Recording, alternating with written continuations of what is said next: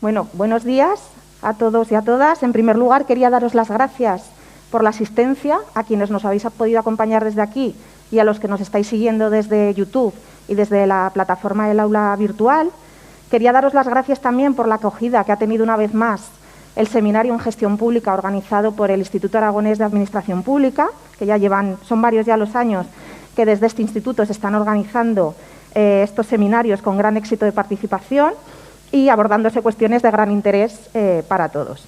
Nos rodeamos de personas expertas en la materia, también en esta ocasión, pero antes de exponer brevemente la temática que se va a abordar aquí y con carácter previo a la presentación de las personas que me acompañan, participantes en este seminario, quería aprovechar la ocasión para presentarme yo. Soy Susana García Rodríguez, muchos ya me conocéis porque hemos coincidido en distintos ámbitos de la Administración a lo largo de estos años, pero como desde hace poquitas semanas estoy al frente de este Instituto Aragonés de Administración Pública, quería aprovechar la ocasión para presentarme y ya que no encuentro mejor manera para ello y que comenzar esta andadura que presentando este seminario. Seminario que en esta edición lleva por título Agenda 2030 como palanca de transformación de la función pública del Gobierno de Aragón y que recoge el testigo del seminario celebrado el año pasado sobre innovación sostenible y transformación en la Administración Pública. Como ya sabéis, la Agenda 2030 viene configurada como el compromiso de 193 países sobre los 17 Objetivos de Desarrollo Sostenible de Naciones Unidas y su cumplimiento para el año 2030. Y desde la Comunidad Autónoma de Aragón, en el caso de Aragón, se materializa a través de la implementación de la Estrategia Aragonesa de Desarrollo Sostenible. En esta mesa redonda se va a analizar el desarrollo y cumplimiento de estos objetivos en la comunidad autónoma, desde el propio Gobierno, a través de las distintas estrategias, políticas transversales y alianzas con otras administraciones, y también desde la propia visión de la Administración. Desde la experiencia y trayectoria de quienes hoy nos acompañan, vamos a ir adentrándonos en el análisis de estos objetivos, desde sus puntos de vista, como especialistas en la materia, y vamos a analizar cómo se ha transformado la sociedad y la función pública de la Administración de la Comunidad Autónoma en un formato dinámico. Como veis, esta es también la novedad de este seminario, que va a ser en formato de mesa redonda. Cada miembro de esta mesa intervendrá de forma individual. Posteriormente se abrirá un diálogo, un turno de debate y de preguntas. Sí que tengo que comentar aquí que debido a la actual situación sanitaria no vamos a poder formular las preguntas desde aquí, pero si quien esté interesado podéis realizarlo a través de los enlaces que os hemos facilitado a través de YouTube y de Webex, y desde aquí formularemos las cuestiones a los participantes. Después de este preámbulo, paso sin más a presentaros a las personas ponentes por orden de intervención. En primer lugar, Fermín Serrano, comisionado para la Agenda 2030 del Gabinete de la Presidencia y encargado de impulsar y coordinar a todos los departamentos hacia la Agenda 2030, con experiencia previa en el mundo empresarial, sobre todo en el científico y siempre cerca de la tecnología y de la participación ciudadana, y que su presentación, o nos va a acercar la presentación, que lleva por título la Agenda 2030 en la Administración del siglo XXI. En segundo lugar, Raúl Oliván, director general de Gobierno Abierto e Innovación Social, con una dilatada trayectoria también en la Administración como funcionario y amplia experiencia en el Gobierno Abierto y Participación Ciudadana, que nos va a acercar una reflexión sobre el Gobierno Abierto y la innovación pública, la innovación social, para una nueva institucionalidad desde la oportunidad que plantean las nuevas herramientas, como en este caso la Agenda 2030, para acelerar los planes de transformación institucional y cambio sistémico, y también nos presentará su hexágono de innovación pública. En tercer lugar, Ana Montagut, directora general de Planificación y Equidad del Departamento de Educación, y que va a exponer su visión de una educación orientada al futuro, incidiendo en las líneas de actuación transversales desarrolladas hasta el momento y en consonancia en relación con la función pública. Y además también cuenta con una extensa trayectoria en la Administración de la Comunidad Autónoma, también es empleada pública y por lo tanto también nos aportará su visión desde ese lado. Y en cuarto lugar, Esteban del Ruste, director general de la Función Pública y Calidad de los Servicios, que nos va a plantear su visión de la Administración Pública, de la función pública presente y futura.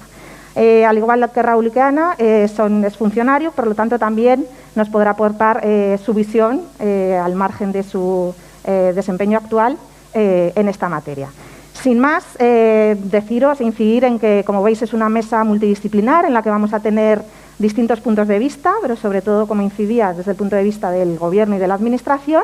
Y sin más rodeos, paso a cederle la palabra a Fermín, cuando quieras. Bueno, pues muchas gracias, directoras y directores. Encantado de estar aquí con vosotros. Gracias por venir.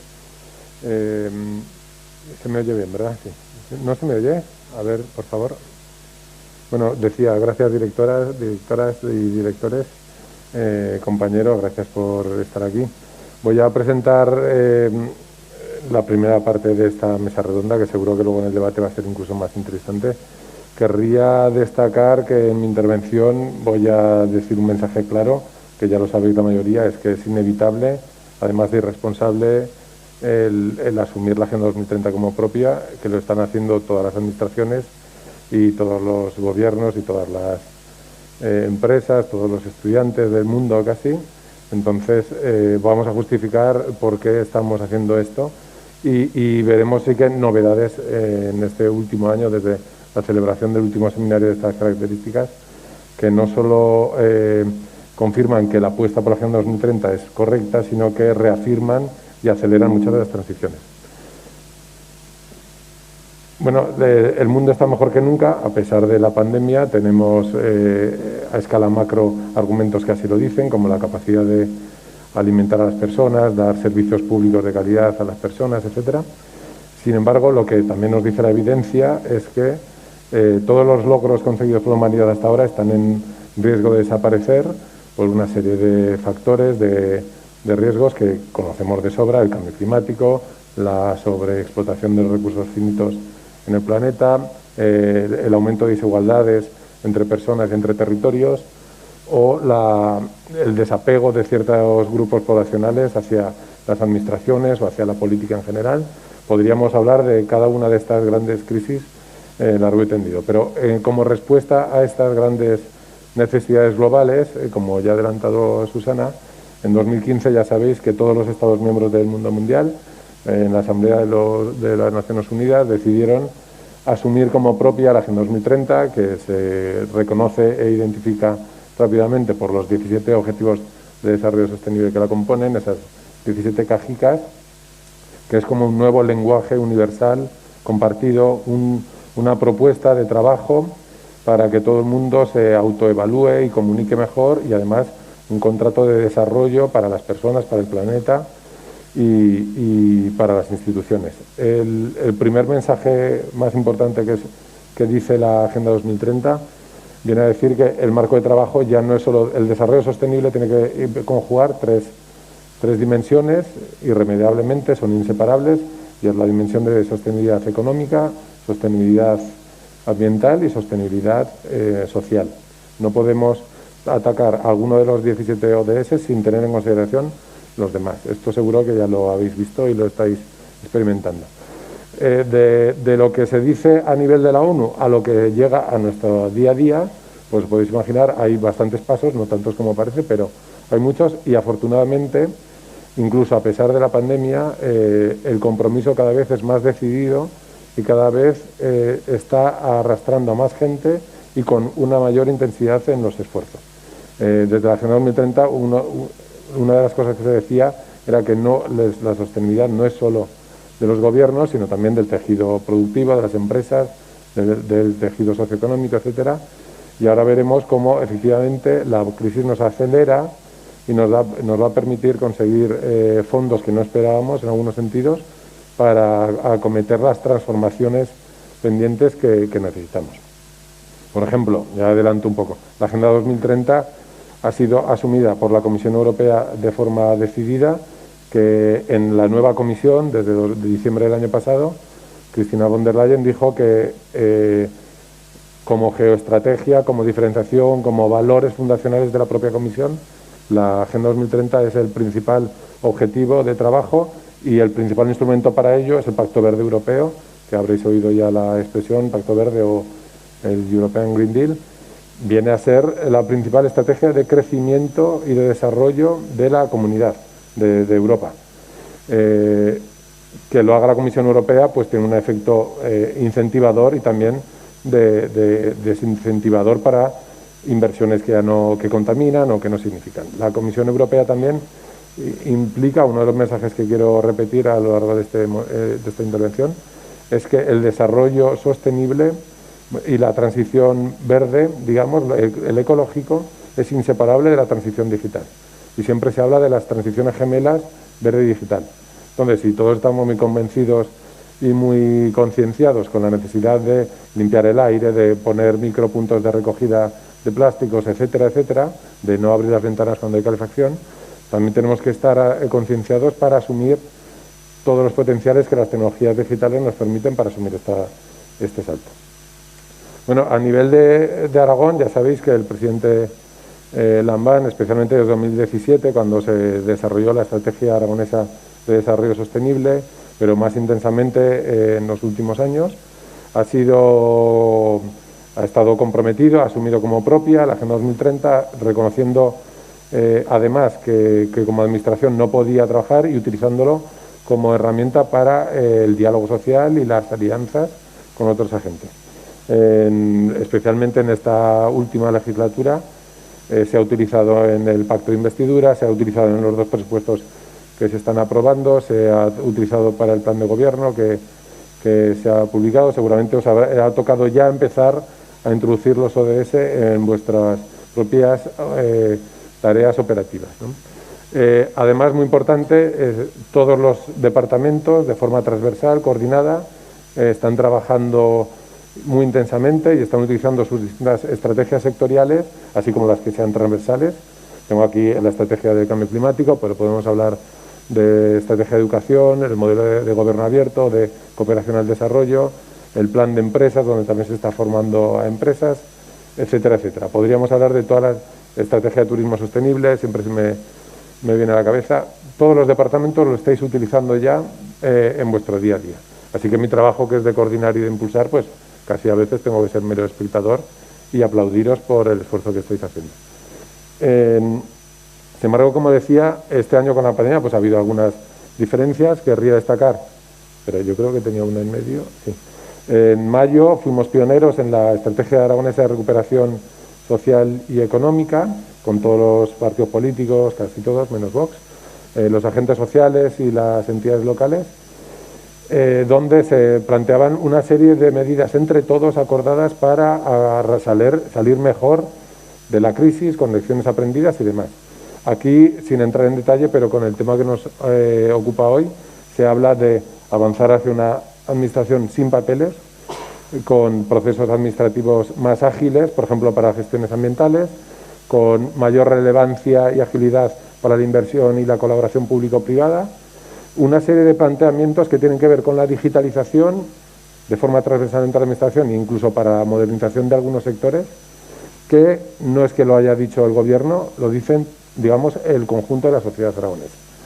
Entonces, esto efectivamente se está traduciendo en el plan de gobierno que ha sido publicado y se pone como uno de los objetivos estratégicos en la transformación integral de la administración y de la administración pública del Gobierno de Aragón en concreto también. Lo que seguramente ya llevéis muchos años oyendo, bueno, se están movilizando los fondos hacia allí y especialmente yo creo que es significativo la movilización sin precedentes de los fondos europeos que supone el nuevo marco financiero plurianual que viene y además el paquete Next Generation Europe, el mecanismo de recuperación resiliencia. En España va a ser 140.000 millones, de los cuales la mitad ya han dicho que se gestionarán por comunidades autónomas, y que se presentó hace un mes por parte del Gobierno central un plan nacional que se llama España Puede, donde se explicitan las principales políticas palanca que van a gestionar las líneas de inversión de esos 140.000 millones.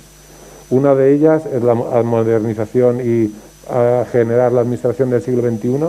Como decíamos antes, ese concepto de la administración del siglo XXI va asociada a la modernización, la gestión administrativa, la automatización de procesos, la agilización de normativas y de operativos, el mayor uso de forma transversal de la digitalización, y va de la mano de una modernización de la administración en temas energéticos. Como decía, las transiciones verde y digitales van de la mano, y en temas energéticos se habla de una oleada de renovación de edificios públicos, se habla de, ahora se me ha ido el cielo, de mejorar las calderas, las fachadas, se habla de fomentar el teletrabajo, etcétera, etcétera. Así que, por contextualizar, esto no es que lo digamos nosotros, que además estamos convencidos, aquí tenemos los referentes que están llevando a cabo gran parte de esta transformación, es que desde las Naciones Unidas, Europa, los fondos europeos y los nuevos programas marcos y la propia sociedad aragonesa nos insiste que es obligatorio asumir lo que decíamos antes. Es inevitable y además sería una responsabilidad mirar para otro lado. Así que, Raúl, te doy la palabra. Gracias, Fermín. Gracias por tu intervención. La verdad que nos has acercado de manera sucinta, breve y muy visible las actuaciones que se están llevando a cabo desde el Gobierno. A continuación, interviene Raúl Oliván, como ya os he adelantado, director general de Gobierno Abierto e Innovación Social, que nos va a presentar, nos va a hacer aquí su exposición, como antes adelantaba, y nos va a exponer su hexágono de innovación pública y en relación con Gobierno Abierto. Muchas gracias, Raúl. Pues muchísimas gracias, Susana, muchísimas gracias, Fermín, y bueno, gracias al IAP, a la Dirección General de Función Pública, a Esteban por invitarme a este seminario tan interesante y compartir con vosotros, con tantos compañeros, esta jornada de reflexión, ¿no? Que seguro que luego salen además en las preguntas y la interacción ideas más interesantes. Yo, como decía Susana, en el breve currículum que glosaba de nosotros, soy funcionario y estoy muy orgulloso de ello. Entonces, en fin, me siento como en casa hablando con más funcionarios que entiendo que estáis como muy interesados en esto de repensar las instituciones y en el tema de la innovación pública.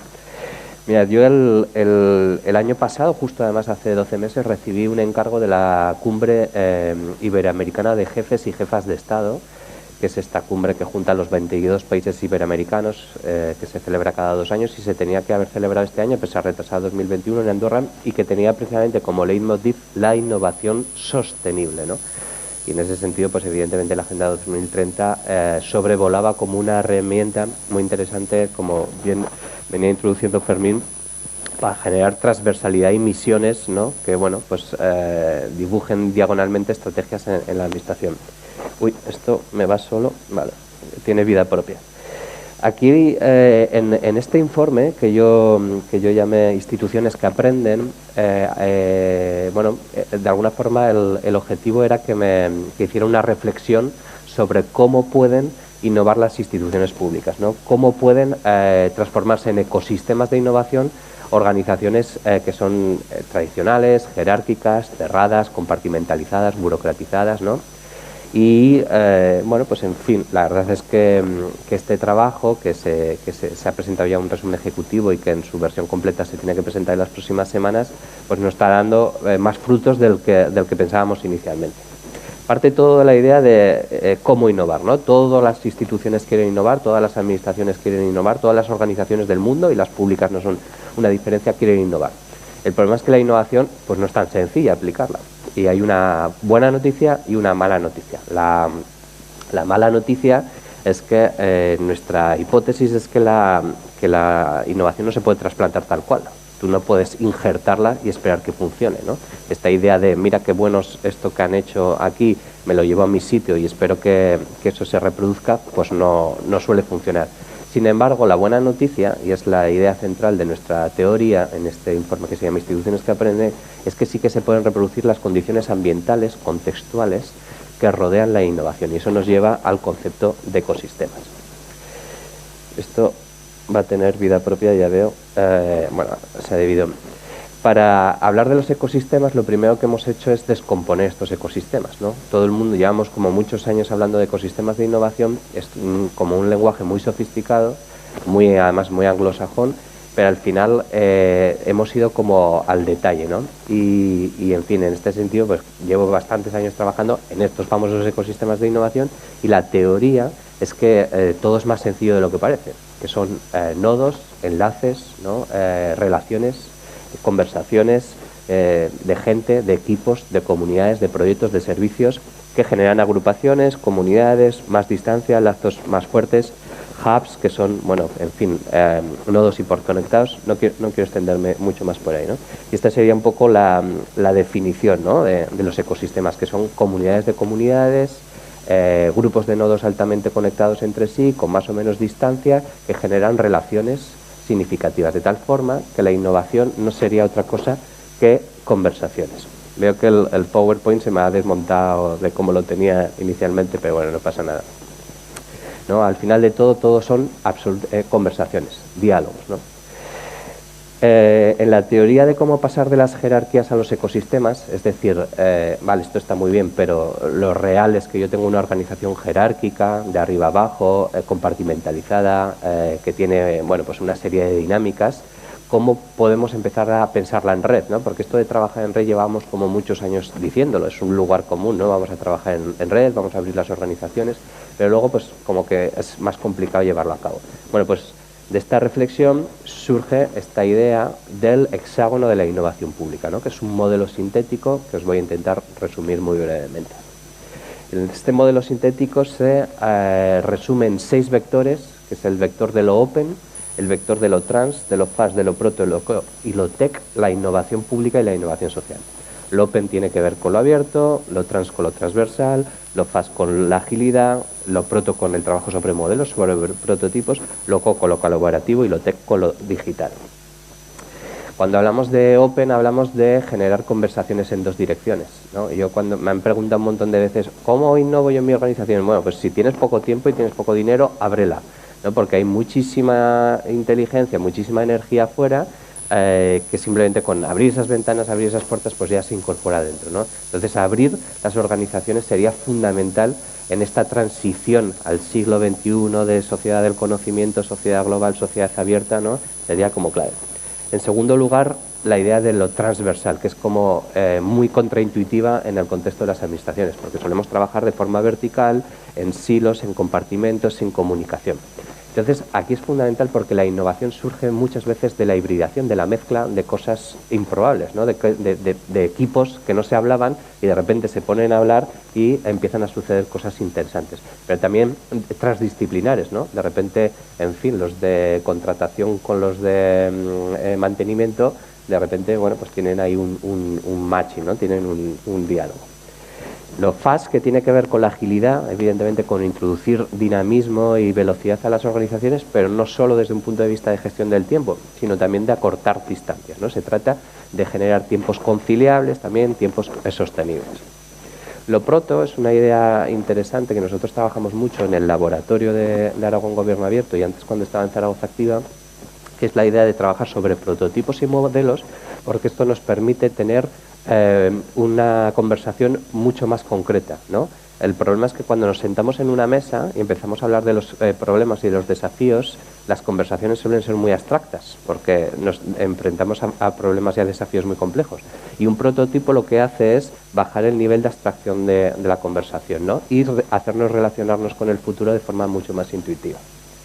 Lo colaborativo, esta utopía de la colaboración e inteligencia colectiva es ahora más posible que nunca porque tenemos metodologías para ello y además esto permite, y es muy interesante cuando hablamos de innovación pública, crear y alinear visiones y esto genera relaciones significativas y crea comunidad.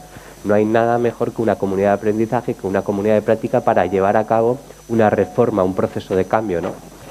Y lo digital, que es lo más evidente de todo, ¿no? Pues toda la posibilidad que permite la tecnología multiplicando la conectividad de una organización. Mirad, esto es un poco la vista a nivel sociograma de lo que nosotros estamos poniendo en marcha en el laboratorio de Aragón Gobierno Abierto, que ahora nos hemos mudado a la Plaza del Pilar desde hace un año, ¿no? Proyectos que tienen que ver con participación ciudadana y por lo tanto que estamos abriendo, pero también procesos de codiseño en los que los funcionarios se ponen a codiseñar servicios públicos con los ciudadanos. Ahí hay una transdisciplinaria, proyectos como Gobierno Fácil con chavales con discapacidad o por ejemplo VisualGov, que es una herramienta que tenemos ahora de rendición de cuentas, ¿no? Que permite, en fin, un seguimiento, la Social Impact Academy, en fin, diferentes proyectos, Open Kids de participación infantil, bueno. Nosotros, para esto de los vectores, de los 6 vectores, hemos analizado 105 metodologías. Nada, sin más, las paso simplemente rápido.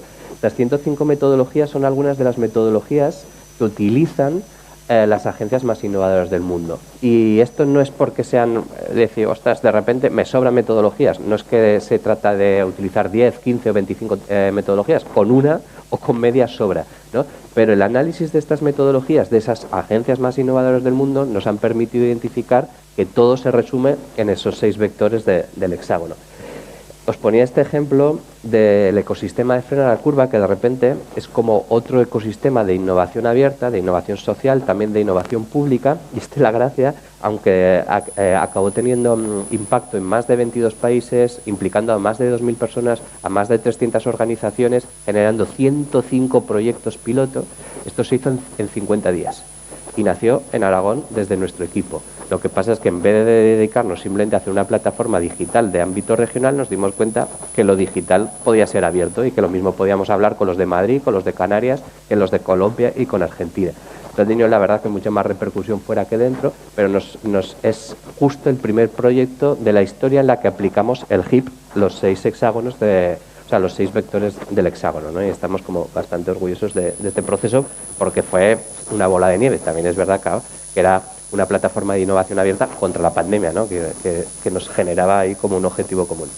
Bueno, en fin, recuperando la idea del HIP, voy a terminar con un par de ideas fuerza que conectarán con lo que luego diga Esteban y con el tema que nos ocupa hoy aquí, que es el de la función pública, ¿no? Yo creo que tenemos un desafío importante en los próximos años y es cómo redefinimos los nuevos roles profesionales de las organizaciones públicas.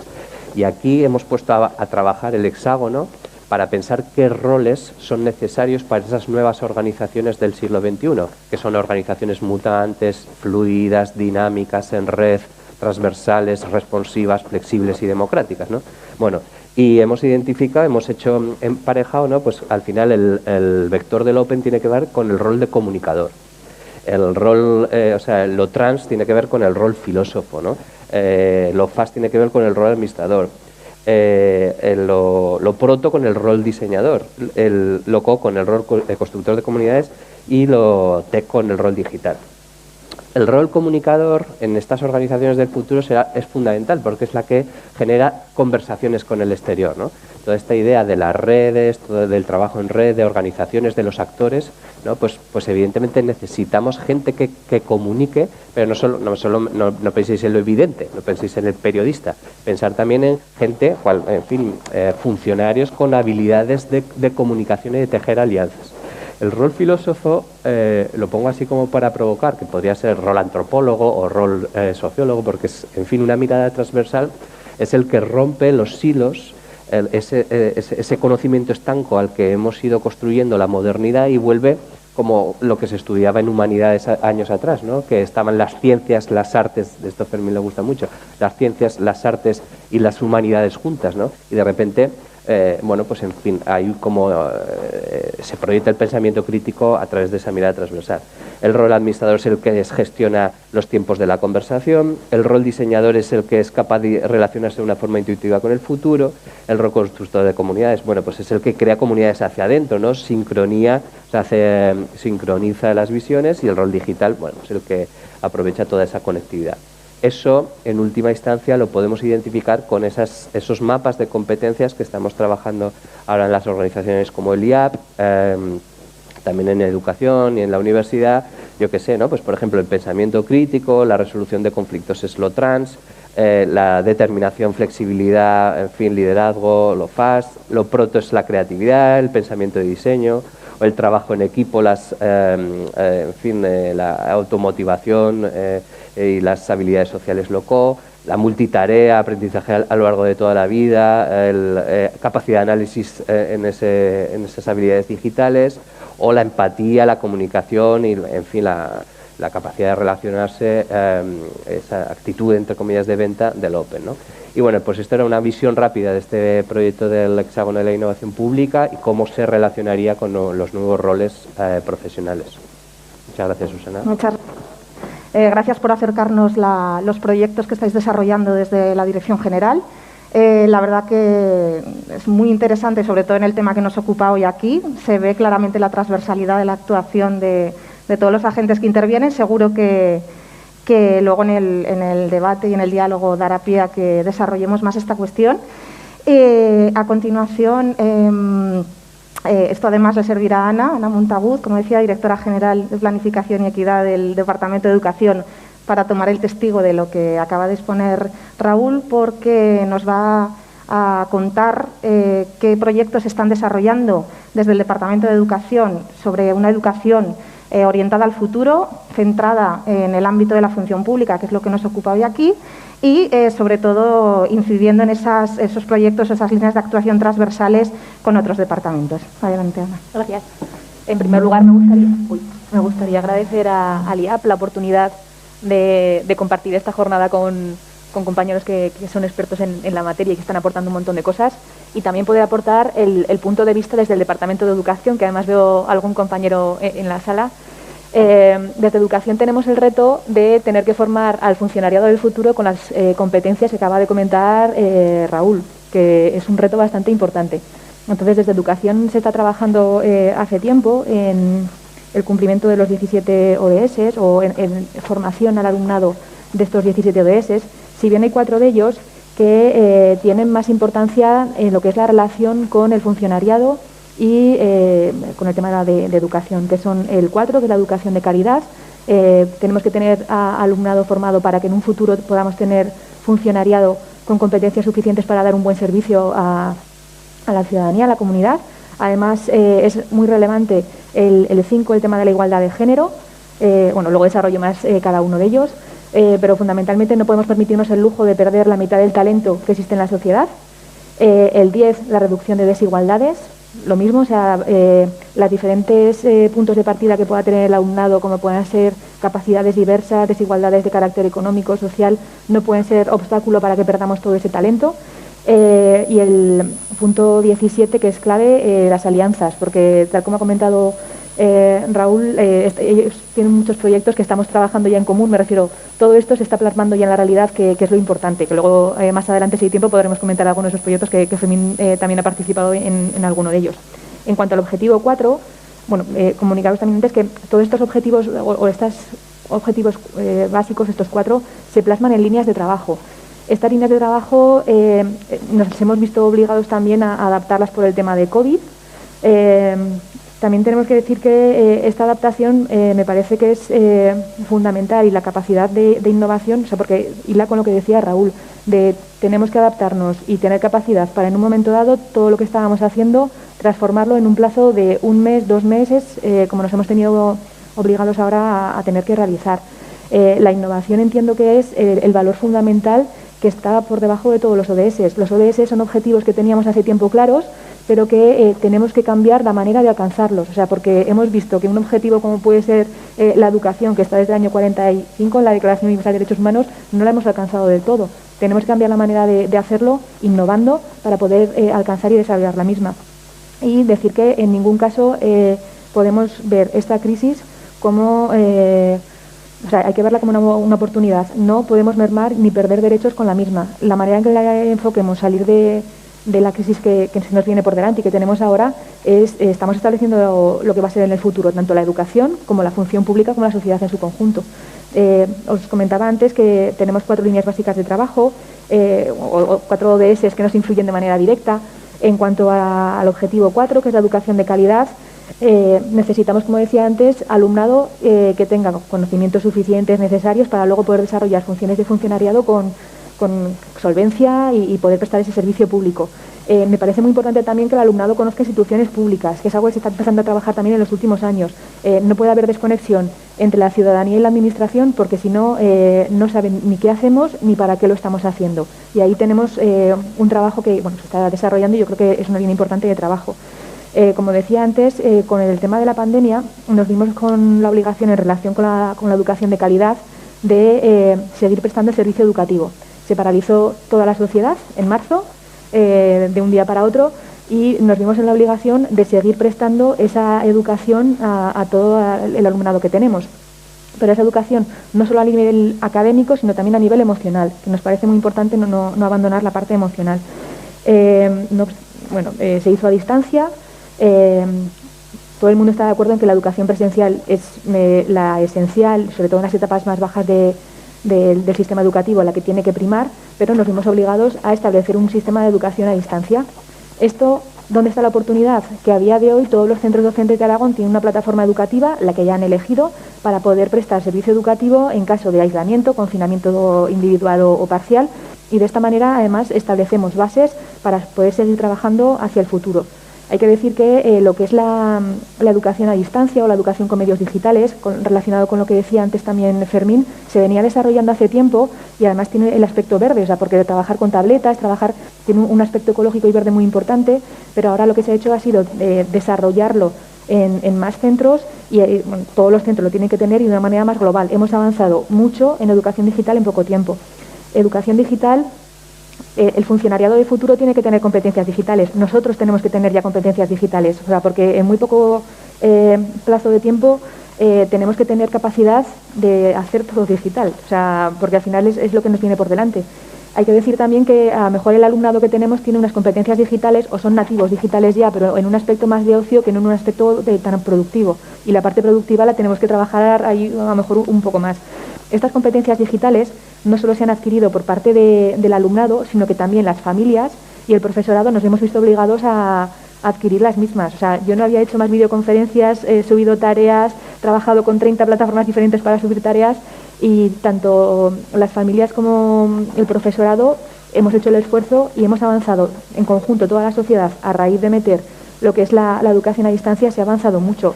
¿Ha habido fallos? Siempre hay fallos, pero las experiencias pilotos es lo que tiene, que luego te pretende o te dan la posibilidad de poder mejorar las mismas. Y como decía antes, no solo era importante atender académicamente al alumnado, sino también emocionalmente. Nos hemos encontrado con que la función de la escuela, además de académica, tiene una función socializadora e igualitaria que es clave. Y nos hemos encontrado con una generación que hoy en día no se puede tocar. Lo que decimos siempre a los niños pequeños de que tienes que compartir, los niños ahora no pueden compartir. O sea, todo lo que veníamos estableciendo, el modelo que le veníamos dando a los niños hasta ahora, hemos dado un hachazo y se ha cortado. Tenemos que intentar que todo ese cambio de modelo primero no cause problemas o que no cause disfunciones, o sea, y la salud emocional tiene que estar por encima de todo. Por eso durante pandemia también se elaboraron materiales para atender durante las tutorías lo que es la salud emocional del alumnado y también de las familias, que era importante, y durante el principio de curso también se ha trabajado esa parte en los centros. O sea, no podemos trabajar la tabla del 5 si la gente emocionalmente no está bien. El segundo objetivo que comentaba era el objetivo de la igualdad de género. La igualdad de género a mí me parece importante desde dos puntos de vista. Como decía antes, fundamentalmente la mitad de la población son mujeres, el talento se reparte a partes iguales y no podemos permitir desperdiciar la mitad del talento que existe en la sociedad. Desde educación se está haciendo hace tiempo hincapié en el ámbito de las STEM, de las ciencias, tecnologías, ingeniería y matemáticas, para poder trabajar más esa parte con las niñas, que es donde hay menos arraigo y se va perdiendo antes el interés por esas ramas. El funcionariado, tenemos que tener un funcionariado completo, o sea, tenemos que tener también mujeres líderes en STEM. Y también fundamentalmente creo que es importante la igualdad de género, porque cuando has vivido algo desde pequeño y nos han inculcado lo que es la igualdad desde pequeños, tenemos sensibilidad, que esto también lo veremos con el tema de las desigualdades, tienes una sensibilidad adquirida, una empatía que te permite en tu trabajo diario como funcionario o funcionaria ver situaciones que hay que resolver y puedes detectar. Alguien que no ha trabajado desde pequeño igualdad de género no tiene esa capacidad de detectar esos problemas de igualdad y por tanto no se puede dar desde el funcionariado una respuesta tan rápida o tan necesaria a los problemas que la igualdad, que pueden ser problemas muy diversos, o sea, y de muy diferente rango, puede existir. Como decía antes, la igualdad de género se viene desarrollando hace tiempo en los centros educativos. Desde la implantación del Pacto de Estado contra la Violencia de Género tenemos más medios y se están haciendo más actividades, sobre todo de carácter lúdico, para que todo el alumnado pueda trabajar igualdad de género desde edades muy tempranas. Y relacionado con lo que decía al principio, creo que no podemos caer en la tentación de decir que como hay crisis nos tenemos que centrar en otras cosas que son más importantes y dejar, por ejemplo, la igualdad de lado, porque estaremos quitando derechos y estaremos no nos podemos permitir dar pasos para atrás y quitar derechos en este aspecto. El objetivo número 10 es el relativo a reducir desigualdades. Aquí el planteamiento es bastante similar al tema de la igualdad de género. Tenemos desigualdades por condiciones de carácter económico, de carácter social, capacidades diversas. Si la Administración creo que tiene la obligación de dotar a todo ese alumnado de los recursos necesarios para poder desarrollar todo su potencial, bien sea en un cole de carácter ordinario, bien sea en un cole de educación especial, porque ese potencial está ahí, no podemos perderlo. Y como sucedía también, comentaba con anterioridad, tenemos el tema de la empatía. Si yo he ido desde pequeño o desde pequeña a un cole donde hay gente con discapacidad motórica, soy consciente de los problemas que se enfrenta al día a día esa persona. Si he ido con un alumnado TEA, sé cómo reacciona el alumnado TEA y no tengo miedo a una persona con TEA, porque a veces el desconocimiento genera miedos. Por eso la educación inclusiva es tan importante. Bueno, decir también que, por cuestiones de tiempo, si luego si queréis os lo comento, tuvimos que montar un sistema nuevo entero de escolarización en un plazo de un mes, porque al final lo que es la inclusión no puede quedarse en la atención educativa, sino que era para toda la comunidad. Y si montábamos un sistema de escolarización a distancia para gente que tuviese solo firma electrónica, una red de fibra, se nos quedaba fuera muchísima gente. Entonces hubo que valorar muchos aspectos para que la inclusión y la reducción de desigualdades también estuviese ahí. Y por último, hablar del tema de las alianzas y bueno, el objetivo 17 de establecer alianzas. En relación con lo que decía antes Raúl, estamos acostumbrados los funcionarios a esto no es, o sea, digo funcionario por eso, porque yo soy funcionaria de esto no es mío, esto lo lleva la otra persona. La comunidad educativa creo que es un ejemplo de comunidad y de alianza, porque la comunidad educativa comprende profesorado, alumnado y familias. Son tres elementos que en un principio tienen un objetivo común, que es el bienestar de los menores y su formación, pero que también tienen objetivos de carácter individual, pero unirlos y trabajar en común hace que lo que es la comunidad sea más fuerte y se consiga más objetivos. Desde educación, además de estas alianzas de carácter intrínsecas a lo que es el sistema educativo, establecemos otras de carácter interno con otros departamentos de Gobierno de Aragón o de carácter externo, que luego si queréis podemos comentar, pero que son las únicas que hacen posible poder llevar todo esto a cabo. Acabo diciendo que al final la educación es la base para poder tener un buen funcionariado en el futuro y ya le paso la palabra a Esteban. Gracias. Gracias, Ana. Gracias también por tu aportación, interesante aportación. Felicitaros también al departamento por las líneas de actuación que estáis llevando a cabo. Luego desarrollaremos, si os parece, los proyectos que se están desarrollando de forma transversal. Y paso a continuación a presentar a Esteban del Ruste, como os decía, director general de la Función Pública y Calidad de los Servicios, que él nos va a exponer quizá la parte más interna o la visión más interna de la función pública desde dentro de la Administración. Nos va a exponer o nos va a explicar cómo está la función pública ahora y a qué tendemos en el futuro, qué métodos han de seguir las administraciones públicas para afrontar las demandas y la prestación de servicios que deben dar a la ciudadanía y, desde luego, qué necesidades de personal tenemos y tienen actualmente y tendrán las administraciones públicas para atender estas necesidades. Cuando quieras, Esteban. Muy bien, muchas gracias. Buenos días a todas y a todos. Yo soy un lector compulsivo y también de novelas de misterio y de novelas negras, y hay esa famosa técnica que usan en novelas y también en los periodistas, que es la de las 6 preguntas: quién, qué, cómo, cuándo, dónde y por qué. Bueno, pues yo me lo he planteado solo con 3 de ellas, por las otras es evidente la respuesta, en relación con la administración y en concreto con la administración aragonesa. Es decir, primera pregunta, ¿el qué? ¿Para qué están las administraciones públicas? ¿Para qué estaban y para qué estarán en el futuro? ¿Qué tienen que hacer las administraciones públicas?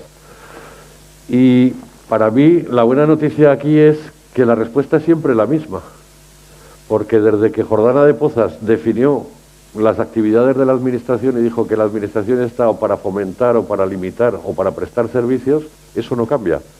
Sí cambia qué servicios presta, sí cambia cómo se limita y si cambia cómo se incentiva. Pero nosotros somos sobre todo eso.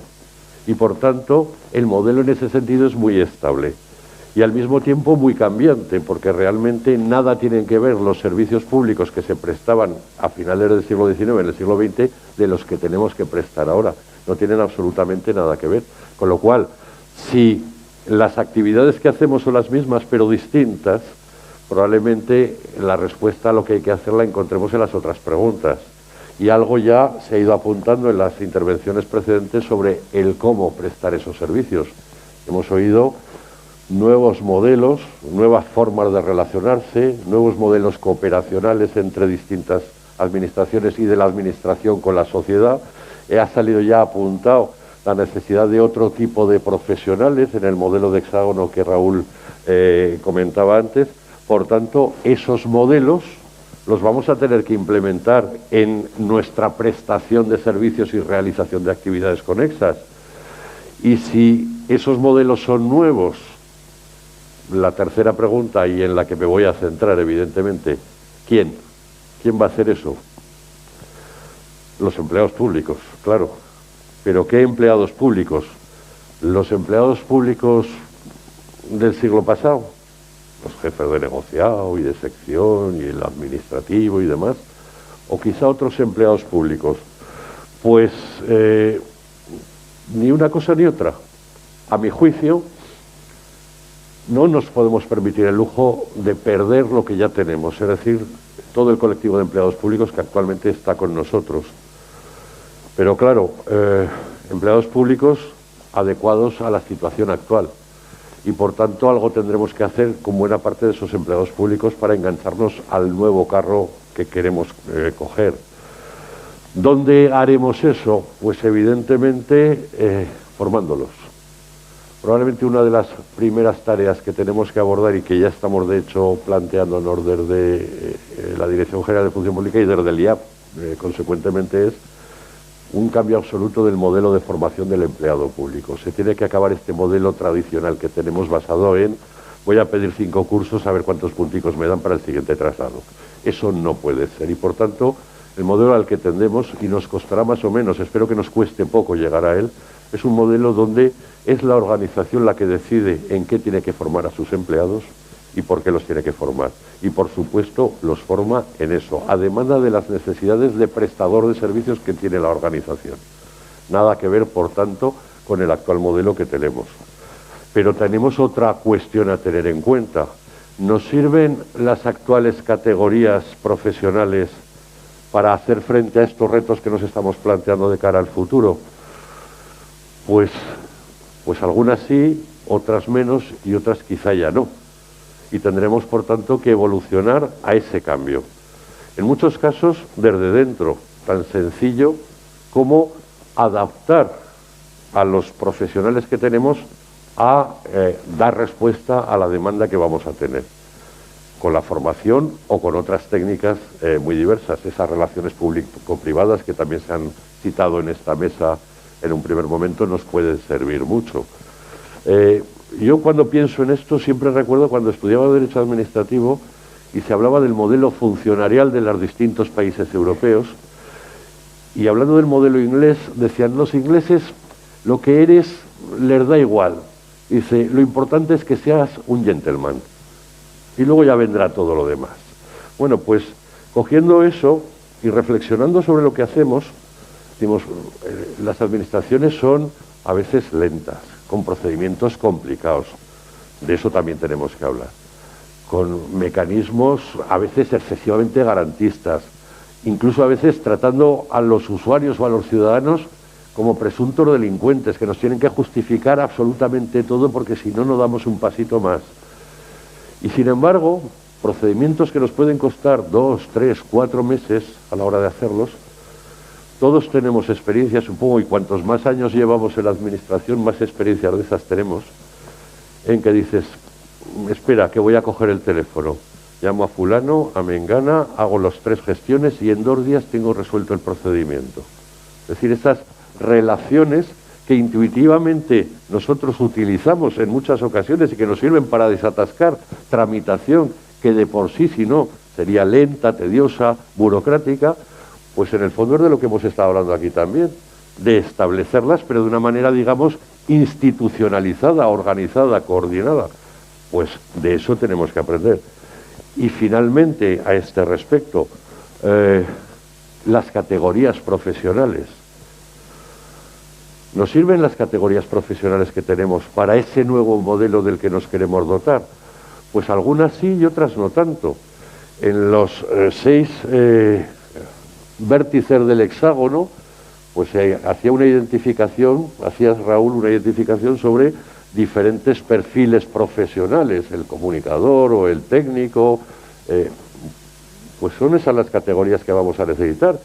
Y la primera vez que nos sentamos a hablar de este seminario en mi despacho, yo creo que dije, hombre, igual tenemos que tener filósofos en la administración, No habíamos hablado para nada de esto antes y resulta que la categoría está ahí. Hombre, a lo mejor un filósofo puro, quizá no, pero un componente de filósofo en nuestros profesionales, seguro que sí, porque entiendo que no pueden ser categorías puras, que tienes que tener un poco de todas o de algunas de ellas, aunque una de ellas destaque por encima de todo. Claro, lo tendremos que traducir en la definición de un modelo estructural que es difícil de modificar, pero no imposible. Y de hecho ya hemos empezado. Vamos a crear ya alguna que otra categoría que responda a esos perfiles. Y ese es el camino. Y la gente a lo mejor se sorprenderá cuando vea que nos sentamos en una mesa para negociar con los sindicatos y decimos que lo que nos hace falta ahora son ingenieros de diseño de producto. Pues lo vamos a hacer dentro de unos días, porque parece que debe de estar ahí. Y como esa, muchas más. Adaptando, por tanto, a los que tenemos, incorporando a profesionales nuevos. Y claro, el reto de esto, para nosotros como gestores de función pública, ¿cuál es? Que estamos en una administración, estamos manejando recursos públicos, que por mucho que queramos tener eso, no podemos coger y al que pasa por la calle decir, tú vente a trabajar con nosotros, porque va contra natura, lógicamente. Con lo cual tenemos que ser lo suficientemente habilidosos para intentar conseguir procedimientos de selección del personal que nos permitan elegir a los más adecuados en los diferentes ámbitos. Con todas las garantías, con todo el cumplimiento de principios de publicidad, concurrencia, mérito y capacidad. Pero quizá empieza a ser hora ya de que nos planteemos si los modelos que tenemos, que básicamente, pues ya sabéis, toma este temario, te lo aprendes, que ahora te lo voy a preguntar, o en test, o en pregunta de desarrollo, o por escrito, pues a lo mejor eso tiene que empezar a cambiar un poco. O incorporar ese temario, no tanto concepto legislativo, que para algunos puestos sí que es necesario, pero a otros muchos no en la misma medida, y sí incorporar otros aspectos que tengan que ver con el futuro de las administraciones públicas. Lo estamos haciendo con el tema de la igualdad, por supuesto. Es que tiene que ser así. Incorporamos, por tanto, los conceptos de igualdad en todos los temarios, sin excepción alguna. Da igual que una persona se presente para hacer la limpieza en un edificio o para ser un administrador de la comunidad autónoma. Todos los temarios van a incorporar los temas de igualdad o de prevención. Pero luego en cada una de las categorías tendremos que identificar cuáles son los temas que verdaderamente necesitamos exigirles a los profesionales a la hora de seleccionarlos y que, insisto, en muchas ocasiones se parecen más bien poco a lo que actualmente tenemos que pedirles. No esperéis milagros, esto no va a pasar mañana, pero estamos en el camino de ir dando los pasos para que eso se pueda ir haciendo.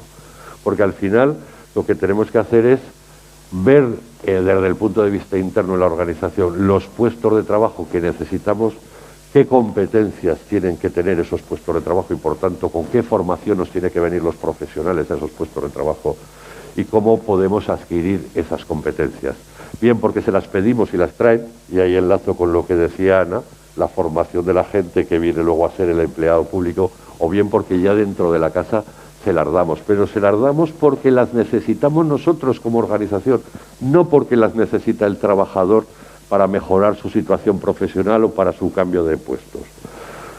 Una identificación, por tanto, también acorde de los puestos de trabajo con estas necesidades. Tenemos una estructura que es absolutamente obsoleta, una estructura que está basada en las retribuciones. Se inventó un modelo en el que dices, hombre, si eres jefe de negociado, pues vas a cobrar más que si eres administrativo, por poner un ejemplo. Claro, eso es verdad, pero la pregunta es, ¿necesito tener ese jefe de negociado? Quizá no necesito tener ese jefe de negociado, y quizás sí que necesito un mecanismo que retribuya diferente a profesionales en función de su rendimiento, de sus capacidades, de su implicación, etcétera. Por tanto, otro de las líneas que apunto y que probablemente en el debate nos puede surgir es cómo tienen que ser las retribuciones de los empleados públicos. ¿El modelo que tenemos ahora? ¿O debemos pagarle a la gente en función de lo que hace?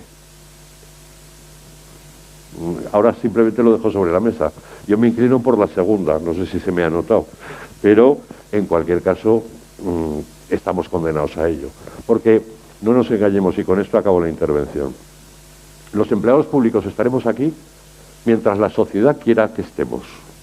El día que la sociedad considere que somos unos inútiles o que no le ofrecemos a cambio de nuestra presencia aquí algo que ellos quieran, decidirán que ya no tenemos que estar.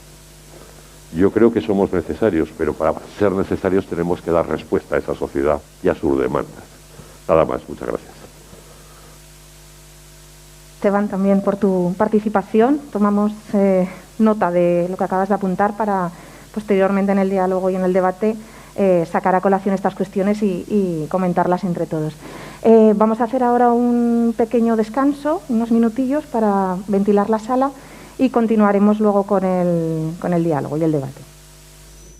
A continuación vamos a abrir el turno de diálogo entre los participantes. No sé si queréis hacer mención o extenderos en alguna de las cuestiones, sino sí que me gustaría también, ya que lo habéis apuntado, sobre todo Raúl y Ana, los proyectos que tenéis en común, un poco desarrollar en esa materia. Yo creo que es interesante que podamos conocer desde ahí vuestras aportaciones, si os parece.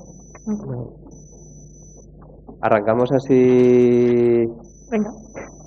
Bueno, pues mire, yo de lo que decía Esteban y de lo que decía Ana, bueno, y también Fermín, al final es interesante que encuadremos el debate, creo que era más Esteban, ¿no?, el que hacía hincapié en esto, en para qué estamos, para qué servimos, ¿no? En los servicios públicos, la administración, las instituciones, los funcionarios, ¿no? Esto es una pregunta que yo creo que todos la tenemos clara, pero que es verdad que con el paso de los años, las inercias de los días y en fin, y el acelerón de trabajo se nos va olvidando y estamos fundamentalmente, pues para hacer la vida a la gente más fácil, ¿no? Y para solucionar los problemas de la gente y para que la sociedad funcione mejor. Y de alguna forma la Agenda 2030 y la innovación pública y todo a lo que yo me dedico, que es el gobierno abierto, lo de la participación, la transparencia, etcétera, todo emana de lo mismo. Son formas y respuestas desde las instituciones ante una crisis de confianza grave que llevamos viviendo una década y pico larga, ¿no? Yo creo que sobre todo desde el año 2008, mira, en España sucede una cosa muy interesante, y es que era uno de los países que mejor valoraba la democracia del mundo. Nosotros, cuando preguntábamos a la gente por la democracia en España, seguramente por el pasado de la dictadura, aquí como que la valorábamos mucho, y esto bajó un montón. 2008, 2010, 2011 bajó un montón, ¿no?, la valoración de democracia del sistema, de los servicios públicos en general. Luego ya sí preguntas por cosas en concretas, la gente defiende mucho la sanidad pública y eso, ¿no?, pero o en un momento determinado la educación, ¿no?, pero como sistema, como instituciones. Y yo creo que ahí, y también lo mencionaba Esteban, tenemos como una ética, tenemos como un mandato ético los funcionarios públicos, que es defender los servicios públicos, celebrarlos, mejorándolos, ¿no? Y esto de la innovación pública es una respuesta no a la defensiva, sino es una defensa proactiva de lo público. Esta crisis de la confianza, lo desarrollo muy brevemente las ideas. Yo creo que se ha acrecentado en los últimos años jalonada en tres razones, ¿no? La primera tiene que ver con la emergencia de la ciudadanía digital, el nacimiento de una ciudadanía que está acostumbrada a opinar a golpe de clic, ¿no? Lo que antes se tenía que hacer por ventanilla, por registro, en el buzón de sugerencias, todo lo más, ahora de repente con un Twitter, con un Instagram, con un Facebook, de repente es una generación, sobre todo millennials o incluso más jóvenes, acostumbradas a hablar con las instituciones, con las corporaciones de tú a tú. Lo mismo con Ryanair, con Amazon, oye, que me ha llegado tarde una cosa, o estoy indignado con esto, o con una persona famosa, pues están acostumbrados a querer hablar con ese mismo nivel de interacción y de horizontalidad con las instituciones. En segundo lugar, tiene que ver una cuestión más política, que es, también lo mencionó justamente Fermín, y es la ruptura del contrato social, ¿no? El contrato social como metáfora del pacto virtuoso entre democracia, empleo, estado del bienestar, en el que se sustancia Europa y España de alguna forma con años de retraso también, sobre todo después de la Segunda Guerra Mundial, aquí con la transición. Eso se quiebra, y se quiebra por una razón muy sencilla, que es la idea de progreso, ¿no? La idea de progreso es que una generación piensa que va a vivir mejor que la de sus padres, y eso, con la gran recesión de hace una década y pico, se quiebra. Y ahora con la pandemia más. Y la tercera es como el auge de lo colaborativo y el auge de lo común frente, bueno, pues a la deriva hiperindividualista de la posmodernidad, del hiperconsumo, etcétera. Y fijaros que esas tres razones la pandemia las ha acrecentado, ¿no? Lo digital nos han centrifugado a casas, hemos estado, lo hablaba Ana, ¿no? Todos con las teleconferencias, etcétera, con lo cual esta idea se refuerza. Segundo lugar, hay una generación entera, sobre todo estoy pensando en jóvenes, que piensan que van a vivir peor que sus padres y por lo tanto quieren impugnar lo público porque dice, oye, esto no me está dando respuesta a mí. Mientras viva yo mejor que mis padres, pues las cosas funcionan hacia adelante, ¿no? El progreso, esa idea de la historia avanza hacia adelante, funciona. Y en tercer lugar, esta idea de la épica de lo común y lo colaborativo, que lo podemos aprovechar a nuestro favor, que es de decir, hostia, lo público es importante. La sanidad pública, fíjate con la pandemia, lo importante. Bueno, ante esto hay respuestas. Nosotros estamos con el tema de gobierno abierto, como bien sabéis, haciendo procesos participativos desde hace muchos más años de los que yo llevo, pero ahora intentando incorporar esta inteligencia colectiva, esa energía social a procesos de codiseño. Uno, por ejemplo, es ese proyecto, se llama Codiseño de Servicios Públicos. Ahora vamos a iniciar una línea de trabajo con el Departamento de Educación para la futura ley de participación educativa, ¿no? Es decir, bueno, ¿cómo incorporamos toda esa inteligencia? Y lanzo una idea más solo, ¿no? Que se complementa con lo que decía Esteban también. Hay que repensar la función pública, pero entre que repensamos la función pública, entre que nos viene una ley y una reforma que no depende de nosotros, ¿verdad, Esteban? Que depende de España y que nunca se han terminado de atrever. Pareció que Jordi Sevilla iba ahí fuerte y al final se quedó aquello en nada. Ahora dicen que podría ser el escenario de esa reforma de la función pública. Entre que eso pasa y no pasa, hay como mínimo 3 mecanismos rápidos para hacer las cosas de forma diferente, ¿no? Incorporar otro tipo de talentos y otro tipo de habilidades para resolver los retos a los que nos enfrentamos a la administración. Uno es el que estaba diciendo ahora de la co-creación, ¿no? De decir, oye, vamos a decir a los ciudadanos que co-creen con nosotros, ¿no? De repente vamos a diseñar el nuevo patio del colegio con los padres, yo qué sé, con los alumnos, por ejemplo, o incorporar a los desempleados en el diseño de la nueva oficina de empleo, que lo hemos hecho. En segundo lugar, hemos de crear nuevas figuras. Nosotros tenemos un modelo que son los mediadores, que es que no somos, o sea, claro, tú necesitas de repente ese tipo de habilidades, de sensibilidades en tu equipo, pero pues con los mecanismos que tenemos ahora nos los podemos contratar. Y estamos redefiniendo nuevos tipos de profesional que se vienen a trabajar con nosotros 1 o 2 años. Le llamamos mediadores porque tienen un pie fuera y un pie dentro, ¿no?, de la administración, y jugamos a la idea de hibridar, de mezclar, ¿no? Gente que se incorpora con sus saberes y sus habilidades 1 o 2 años, que no es fácil y que tenemos que, en fin, interpretar la legislación de forma bastante creativa, ¿no? Y en tercer lugar, lo tenía por aquí apuntado porque me estoy olvidando del tercero. Tendría que ver así con la compra pública innovadora, ¿no? Que es un tema del que yo no soy experto y que tampoco hace falta que hablemos mucho aquí, pero que sería interesante, ¿no? De cómo podemos incorporar esos talentos, esas capacidades que tienen las empresas, cambiando un poco las preguntas, porque el problema de la función de la administración pública es que decimos, mira, nosotros queremos cruzar, hay un río, ¿no? Y nosotros queremos cruzar al otro lado, y entonces sacas un contrato para que alguien te haga un puente, y entonces hay un concurso de ideas y te hace un puente y contratas el que mejor te parece. Pero la compra pública innovadora sería decir, yo tengo un problema, que es que tengo un río y la gente quiere cruzarlo, y entonces de repente hay un proceso de inteligencia que dice, no, es que lo que vamos a hacer es un túnel por debajo, ¿no? Y de repente algo que tú nunca habías pensado, una empresa viene a solucionarte el problema. Es decir, es como cambiar la forma en la que tú contratas, no tanto por unos pliegos definidos en las que ya concretas lo que tú estás queriendo contratar, sino ante los desafíos, y eso genera, bueno, pues un nuevo tipo de interacción entre lo público y lo privado. Y lo dejo aquí porque si no me empiezo a extender, perdonad que enganche muchas cosas. Decías, yo creo que ha salido varias veces y en varias ideas la confrontación entre lo formal y lo informal. Lo comentaba antes también Esteban con las organizaciones informales dentro de la administración pública tienen mucho poder, mucha fuerza. Cojo el teléfono, llamo y eso ahora hay que incorporarlo a lo formal, pero sin que pierda la funcionalidad.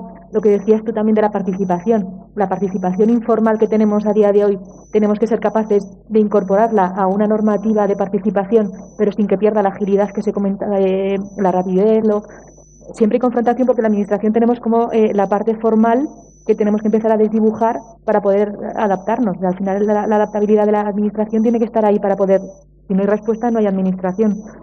Una de las líneas también que trabajamos con Raúl, además de... Y es, bueno, todavía no hemos empezado a trabajar, pero trabajaremos. Es la parte de los formularios. Puede parecer una tontería, pero a mí los formularios me parecen muy importantes. Me parece una tontería. Estamos hablando de funcionariado, de tal.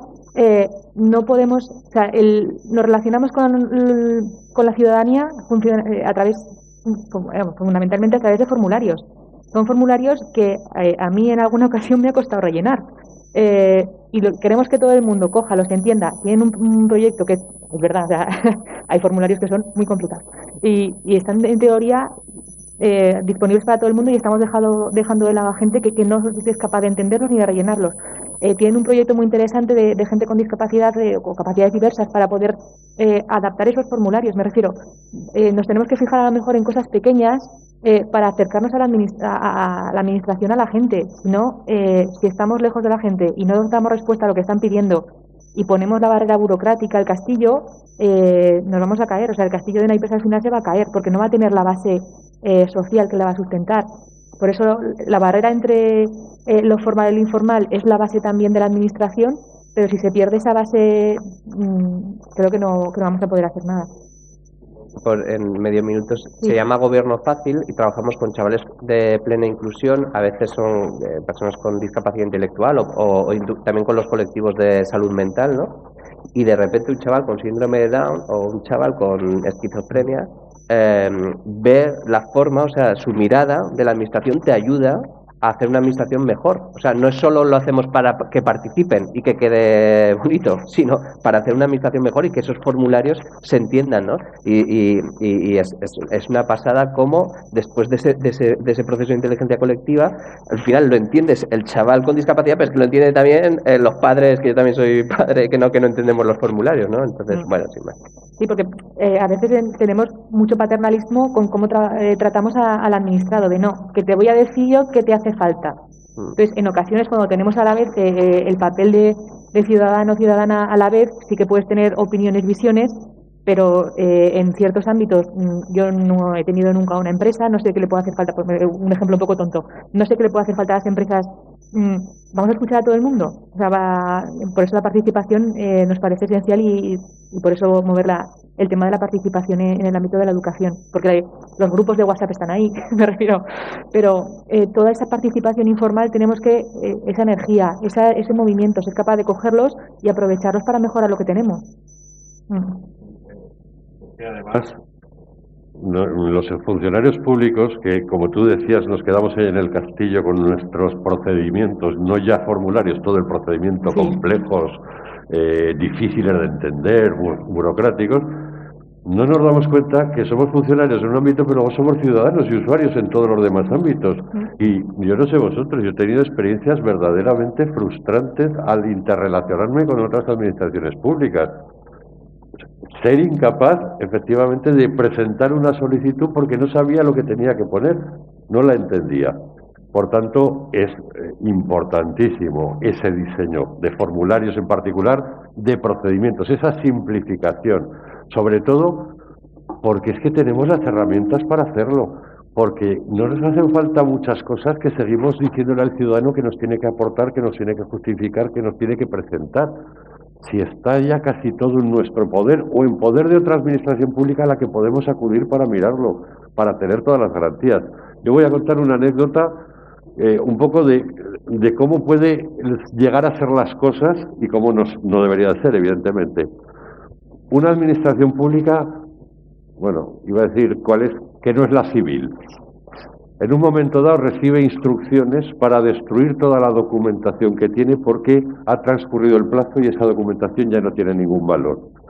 y el responsable de esa administración dice, de acuerdo, voy a obedecer las instrucciones, por supuesto, pero vamos a hacer una fotocopia por si acaso. Entonces destruyeron todos los originales y se guardaron otras tantas fotocopias. Eso, que es llevarlo un poco al absurdo, es lo que a veces nos pasa a la administración. Tenemos que redefinir todos nuestros procesos, preguntándonos permanentemente dos cosas. Una, si nuestro interlocutor lo va a entender, y otra, si lo que le estamos pidiendo es necesario que se lo pidamos. Y si respondemos a las dos que no, tenemos un problema. Bueno, una que sí y otra que no. El interlocutor lo tiene que entender, y es un ciudadano medio, no hace falta que sea un catedrático de universidad, tiene que ser el ciudadano de a pie el que sabe lo que le estamos pidiendo y lo que le vamos a decir que nos aporte. Y desde luego, nada más que lo que sea estrictamente necesario para hacer frente a ese procedimiento. Dicho de una manera muy sencilla, tenemos que desterrar de la administración la famosa frase «siempre se ha hecho así». El día que nuestros empleados, al oír esa frase, les repugne mentalmente, estaremos en el buen camino. Esta rigidez o burocratización de la administración, yo quería lanzaros una cuestión a todos, es precisamente al hilo de la cuestión que estamos tratando hoy aquí, cómo podemos pasar o cuál es el camino de pasar de esta estructura tan fuertemente jerarquizada a un modelo que vaya en línea con los objetivos públicos, con los objetivos de desarrollo sostenible, pero sobre todo que podamos evitar en cierto medio plazo esa rigidez en la administración. ¿Quieres permitir? Bueno, ¿cómo hacerlo? Yo creo que el primer mensaje que ya se ha dicho aquí, pero yo creo que es bueno enfatizarlo, es con el liderazgo de lo público. En estos momentos que se habla mucho de colaboración público-privada, que también lo hemos mencionado, yo creo que es una apuesta oportuna y necesaria enfatizar en todo el talento, todo el liderazgo que hay desde lo público y que no hace falta que vengan consultoras a decirnos lo que tenemos que hacer, hablando en plata, que lo que hay que hacer es hacer el entorno capaz lo que dicen empowerment, el empoderar a todo el mundo para que todo el mundo se sienta capaz de levantar la mano, de proponer, de ser escuchado y que sea desde lo público. Habrá que externalizar lo que haga falta, lo que sea necesario porque no tengamos capacidad o demás. Pero yo creo que como primera respuesta rápida a tu cómo es con el liderazgo de lo público.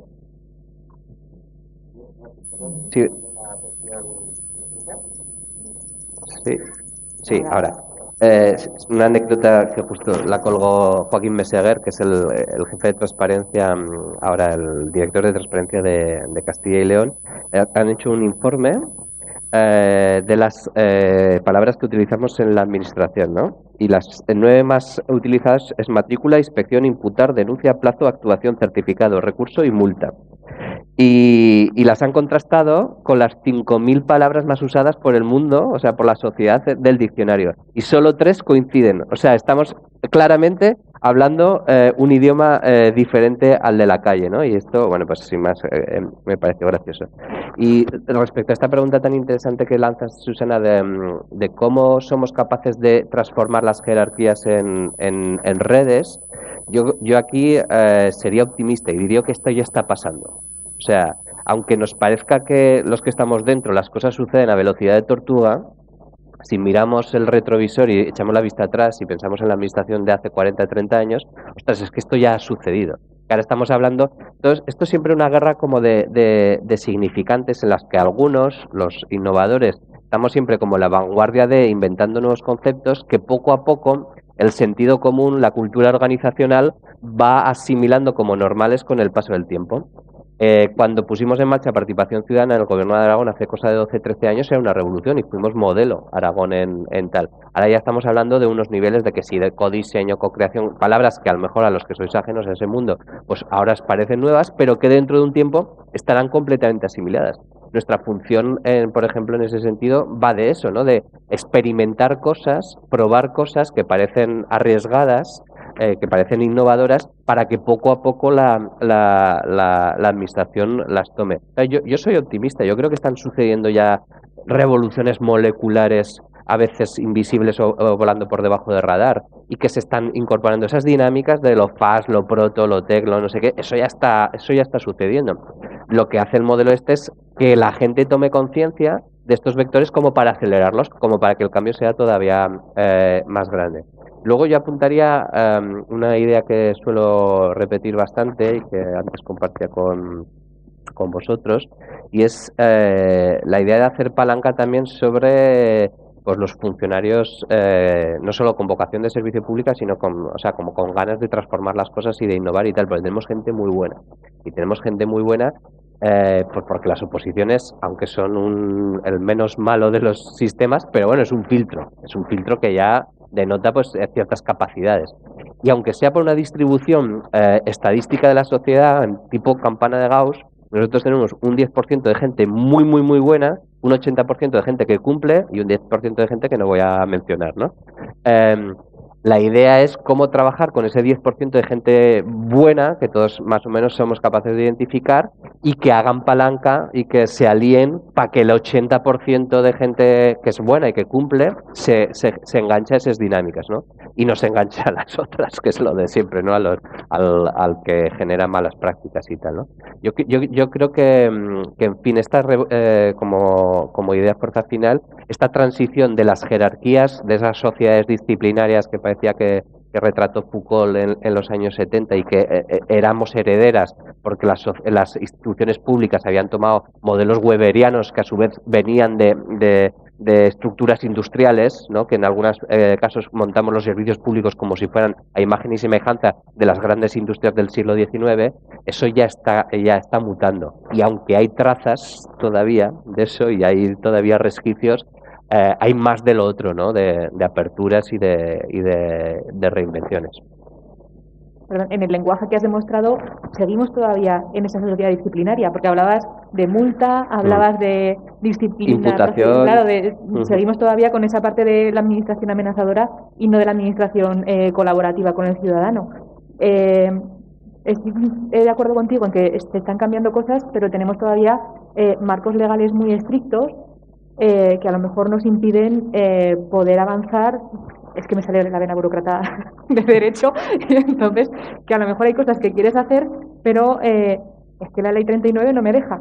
Entonces vamos a intentar buscar, por eso lo de la innovación y los procesos creativos son muy importantes, pero también tenemos que ser conscientes que hasta que ese marco legal no sea más flexible, bien sea en tema de contratación que comentabais antes, o bien sea en otros ámbitos, estamos en parte atados.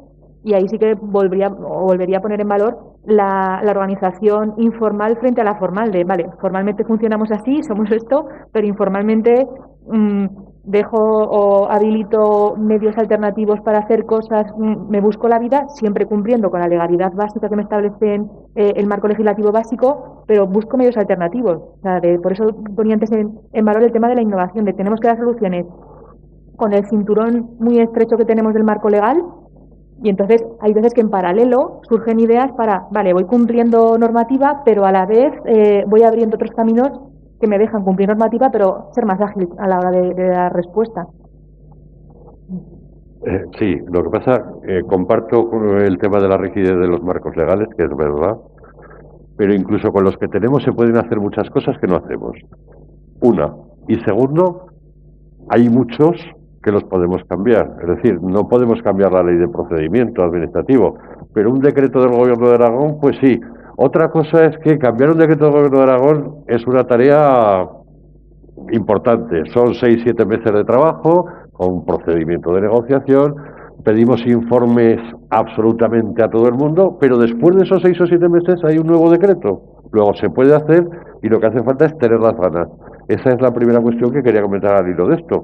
Hay mucho recorrido que podría ser mayor, pero hay mucho y no lo estamos usando todo. Y segunda cuestión, hay que preguntar al que sabe. En la gran mayoría de las ocasiones el que sabe está dentro de casa. Y a veces cometemos el enorme error de no preguntarle. Sin decir dónde ni mucha información más, pero de nuevo, un caso real, concreto. nueva residencia de ancianos en Aragón, que se construye con un auténtico dineral de gasto, y que luego las habitaciones no responden a las necesidades de los ancianos. Y a alguien se le ocurrió decir, con toda la razón del mundo, es que les tenían que haber preguntado a los auxiliares sanitarios, que son los que están con ellos todos los días, los que los movilizan, los que saben cuánto espacio necesitan, cuándo tienen que entrar con una grúa, etcétera, etcétera. No se había preguntado, ¿cuánto cuesta eso hacerlo? Pero es que además lo tienes al lado, si es que lo tienes trabajando allí. A veces no utilizamos mecanismos que son muy sencillos y que solo con hacerlos, con utilizarlos, mejoramos ostensiblemente el procedimiento, sin duda alguna. Lo que comentabas antes, que he apuntado antes en la intervención inicial, es en relación con la escolarización que os comentaba antes. Nos vimos en pandemia con un marco legal de decreto aprobado que tenía que ser de una manera muy estricta y muy fija. Pero no podíamos salir de casa. Entonces, presentaciones que antes eran residuales, que eran las telemáticas, tuvieron que convertirse en las principales, porque en el momento en el que se diseñó todo el proceso, o diseñamos o afrontamos la escolarización para este curso 2021, nadie podía salir de su casa. Entonces tienes que plantearte un proceso de escolarización que tienen que llevar a cabo muchas familias en la comunidad autónoma, y que además hay territorios en los que Internet no funciona, pero que tienen que escolarizar igual a los menores, que no tienen medios digitales, que si tienen medios digitales no tienen competencias administrativas. O hay gente que tiene tablet pero no sabe utilizarla y rellenar un formulario o utilizar Internet, solo utiliza Internet para el ocio, lo que decía antes, competencias digitales de ocio pero no productivas. Hubo que aunar todo eso y además las competencias administrativas de puedes darle a alguien un formulario y que no sea capaz de rellenarlo. Entonces, al final te buscas medios alternativos, lo que decía, vamos a cumplir la norma, pero al final vamos a buscar otras cosas que me puedan suplir todo lo que me falta, que sea alternativo. Pues hacer vídeos en 5 o 6 idiomas para que la gente pueda saber perfectamente cómo tiene que rellenarlo. Un teléfono de asistencia.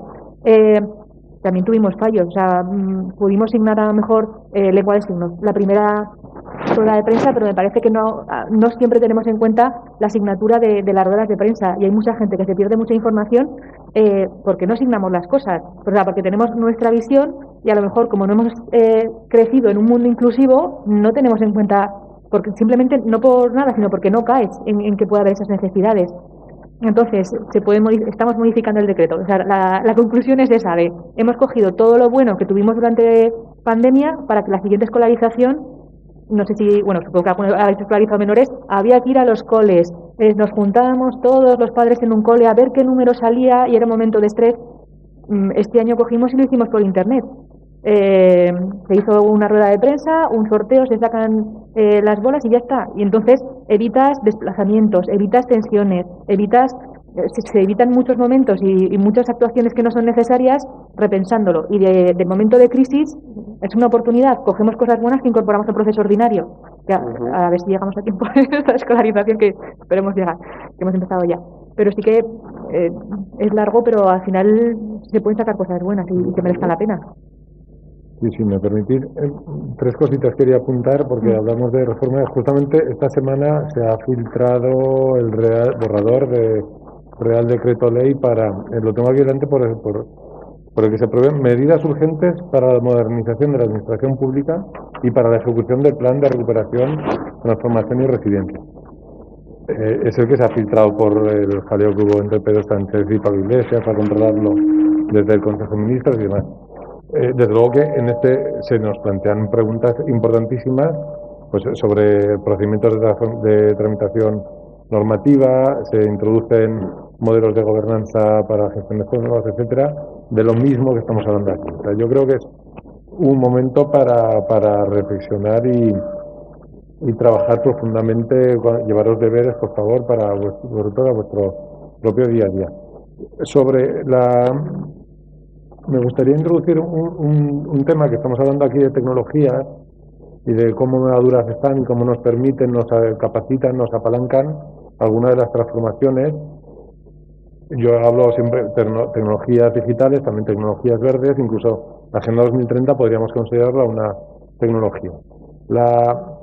Lo que normalmente se evalúan en cuanto al grado de madurez de una tecnología, se utilizan las siglas en inglés TRL, de Technology Readiness Level, cómo de madura está una tecnología para poder usarla. Y hemos visto que en la pandemia pues nos han puesto en la cara que hay muchas tecnologías que pensábamos que no existían o no estaban maduras y que funcionan. Videoconferencia, el ancho de banda no es un problema, votaciones, ayer votó la universidad en medios digitales, etcétera, etcétera. Lo que sí que hay un concepto que cada vez se está introduciendo más, sobre todo en la Comisión Europea, para a la hora de evaluar alguna adopción, en vez de TRL, que era Technology, es SRL por Societal Readiness Level, ¿no? Cómo de madura está la sociedad para adoptar una innovación. Y eso es lo que normalmente se ha tenido fuera del foco y ha provocado que gran parte de las innovaciones o propuestas en la propia función pública hayan naufragado porque no estaban las mentalidades de algunas personas clave todavía adaptadas, porque las inercias de culturas organizacionales y demás. Entonces, también incorporad vosotros tecnologías maduras, y lo que estamos haciendo y estamos diciendo hoy es adelantarnos a algunas adopciones de algunos procesos normativos tecnológicos con un cambio cultural que permita que se abracen. Muchas veces no puedes convencer al convencido, y siempre hay el ejemplo de cuando alguien dijo que el centro de la Tierra, del universo, no era la Tierra, pues los que creían que la Tierra era el centro del universo no cambiaron de opinión, se murieron, y los que vinieron después ya pensaban otras cosas, ¿no? En este sentido yo creo que a veces se convierte la mentalidad de la gente, pero pocas veces. Y otro tema que querría sacar, por si acaso, porque no lo hemos hablado, porque y se ha dicho perfectamente que la principal función es de la administración pública, es de los servicios, ¿no? Un punto que querría y creo que es pertinente es el uso de gestores de datos, y datos como la nueva riqueza del mundo en el que vivimos, que ya no son los medios materiales y demás, que ahí la transparencia de Raúl tiene mucho. Es decir, yo creo efectivamente Europa está tomando una dirección también geoestratégica para apoyarse en los ciudadanos y en la relación de la administración con los ciudadanos, para un empoderamiento y un uso mucho más público de algo común como los datos. En nuestro caso tenemos datos con todas las casuísticas del mundo, desde los datos sanitarios a los datos de conocimiento público y demás, que es también pertinente incorporar esa dimensión de datos y no considerar a gente la administración como una caja negra donde están mis datos y yo me olvido, sino que hay que tener una visión proactiva y propositiva para que la gente entienda. Y perdóname, Ana, casi que no es una rueda de prensa donde va a hacer uso de sus datos, casi. La rueda de prensa es un elemento más de la estrategia de capacitación social y de relación estrecha con el ciudadano, ¿no? Sí, Susana, así contestando como muchas cosas, ¿no? Se abrieron como muchos espitas, pero yo las veo como bastante conectadas. Y yo creo que la idea que ha apuntado Esteban debería hoy enmarcarse, ¿no? Que aunque Ana tiene razón y los reglamentos y la burocracia, la ley nos obliga, pero hay que ser también posibilistas. O sea, yo en mi dirección, una de las cosas que vi que mi equipo no tenía esa cultura cuando llegué es que todo en cada reunión me conducían a la ley, ¿no? Yo venía de Zaragoza Activa, que era un ecosistema de emprendimiento e innovación social, donde no teníamos ninguna ley que nos dijera lo que teníamos que hacer ni lo que no teníamos que hacer. Pero es que en el gobierno de Aragón se puede hacer todo lo que diga la ley que no es ilegal, ¿no? Y eso ya es mucho. O sea, nadie decía que no se pudiera hacer un proceso de codiseño de servicios públicos mezclando a funcionarios y ciudadanos. Pues lo hacemos. O sea, y estamos innovando. Sí que es verdad que se dice que hay que hacer procesos participativos. Pues los hacemos.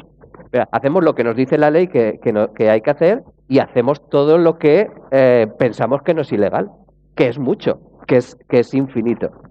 Eso me conecta con con otra idea, ¿no? Que es fundamental en esto de la innovación. Bueno, antes cuando intentaba hablar de los ecosistemas de innovación y de que nos lo tenemos que creer más, que ya están pasando cosas, el otro día, bueno, salió en el 2017, ¿no? Un libro que os recomiendo que se llama El Estado Emprendedor, que es de una italiana que se llama Mariana Mazzucato. Y tiene una visión política muy interesante de defensa de lo público. Y entre otras cosas dice que, por ejemplo, este cacharro, es un smartphone, ¿no? Un iPhone, un 98% de sus partes vienen de patentes, desarrollos e investigaciones públicas, del ejército, de la universidad y tal. O sea, es verdad que, claro, los americanos son capaces de trabajar más como ecosistemas de innovación, pero no nos pensemos que, o sea, luego hay un listo desde la empresa que lo une todo, lo empaqueta y te genera un valor, ¿no? Y la gente lo compra. Pero, digamos, toda la inteligencia que contiene el cacharro viene de lo público. Entonces hay que creérselo más. Entonces, no es un problema de que no tengamos las potencialidades, es que no somos capaces a veces de ensamblarlas o de crear el relato que una las cosas que ya tenemos, ¿no? Y eso lo conecto con otra idea que es la cultura de la experimentación.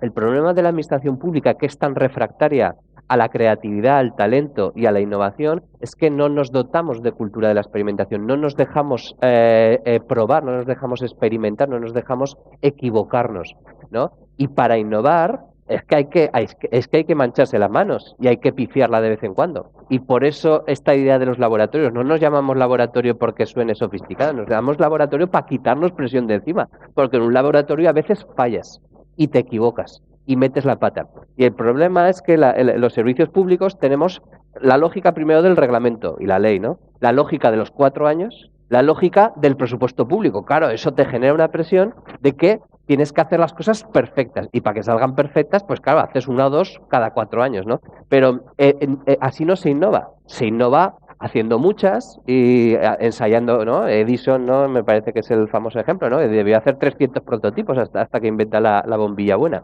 Bueno, pues de eso nos tenemos que crear. El IAP está trabajando en esa línea, me parece muy pertinente, pero es que lo tenemos que incorporar en todos. Hay un término en innovación que se está manejando ahora que me parece muy, muy evocador, que se llama los sandboxes, ¿no? Los sandboxes son las cajas de arena donde juegan nuestros críos en los parques. Los sandboxes no tienen reglas, son divertidos y no pasa nada, ¿no? Tú te manchas y no pasa nada. Bueno, pues y están acotados, claro, porque evidentemente pues me va a mirar Ana y dice, sí, me parece de puta madre lo que me está contando, pero es que yo tengo 105 coles de la concertada y no sé cuántas, y 400 no sé cuántos 700 de la pública. No, con eso no se juega. Hombre, pues no, claro, por eso tenemos que crear procesos paralelos que nos permitan experimentar sin riesgo y que nos permitan convertir también, por otra parte, la burocracia en experiencia, ¿no? Uno de los grandes procesos de que tenemos que hacer estos próximos 10 años hacia la Agenda 2030 es reducir todos esos formularios y toda esa burocracia, todos esos procedimientos de los que hablaban Esteban y Ana y convertirlos en experiencia. Tú compras en Amazon y te parece la mar de fácil porque es una experiencia. La gente no ve a Amazon como una burocracia. Es porque hay mucha gente pensando que esos procedimientos, que fíjate si deben ser complejos, se conviertan en una experiencia. Eso es lo que tenemos que hacer nosotros, que nos parezcamos más a Amazon y menos a esos formularios que no entendemos, ¿no? ¿Por qué algo tan difícil como hacer una transparencia desde el móvil aquí a la conchinchina, ahora la puedo hacer ya sin pasar por el banco, con un PIN o con un reconocimiento facial, y no puedo hacer no puedo matricular a mis chicos con eso? Pues porque evidentemente en esto hay mucha gente concentrada y muchos... ya puedo, perdón. Vale, pero que en Aragón somos muy avanzados en este sentido, ¿no? Aquí barriendo para casa. Y acabo con un ejemplo de un proyecto que, en fin, colaboramos Educación y nosotros, y que tuvo que ver en la pandemia. Había un problema ahí de conectividad digital, ¿no?